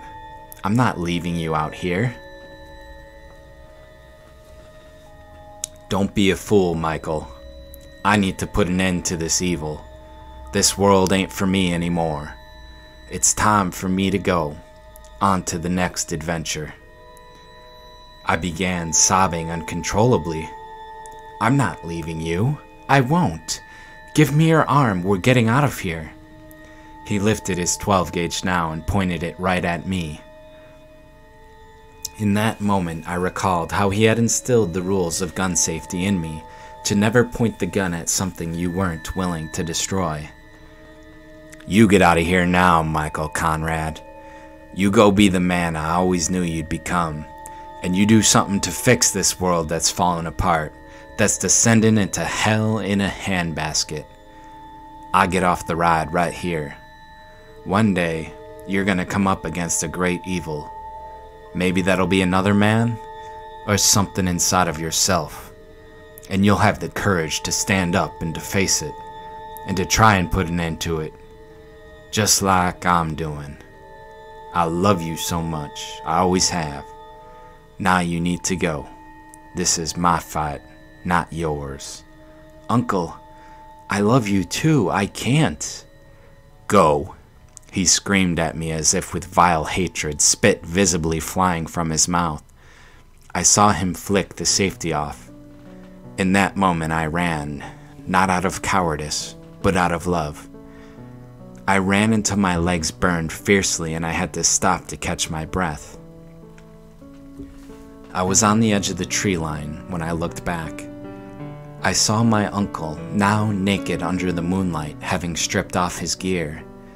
He carried nothing but his shotgun as I watched him bend slightly and enter into that hole at the base of the tree. That was the last time I ever saw my uncle. A moment later there was a thunderous cracking sound, and I beheld in a state of amazement and wonder indeed as that ancient tree developed a fissure that grew and devoured through it. I watched as the great tree wavered and then in one fell swoop came crashing down onto the earth, causing the earth around it to shake and tremor. Thereupon, the cracking of wood didn't stop as the tree was slowly sucked into that hole that had been in the earth underneath it. As I watched it disappear, I realized that the surrounding snow and bushes were now moving towards the hole, as if they'd become fluid and were pouring into a sink drain. I ran into the night. I ran until I was blind and running without sight. I ran until I couldn't breathe anymore and there was no oxygen to feed my muscles, which burned insidiously with lactic acid. I ran until consciousness simply left me. A few days later, I was found by a group of hunters wandering in the woods delirious. When they brought me back to civilization, I was incoherent. The stories I told were ignored, and the authorities developed their own official narratives. My uncle and I had gotten lost and turned around during the blizzard. We'd gotten separated, and my uncle must have succumbed to the elements. His body was never recovered. Me, on the other hand, I had gotten lucky and wandered closer to civilization. My uncle wasn't the only casualty, as they discovered the body of Larry up in the cabin. He'd committed suicide after being buried in his cabin under the snow for weeks and running out of supplies.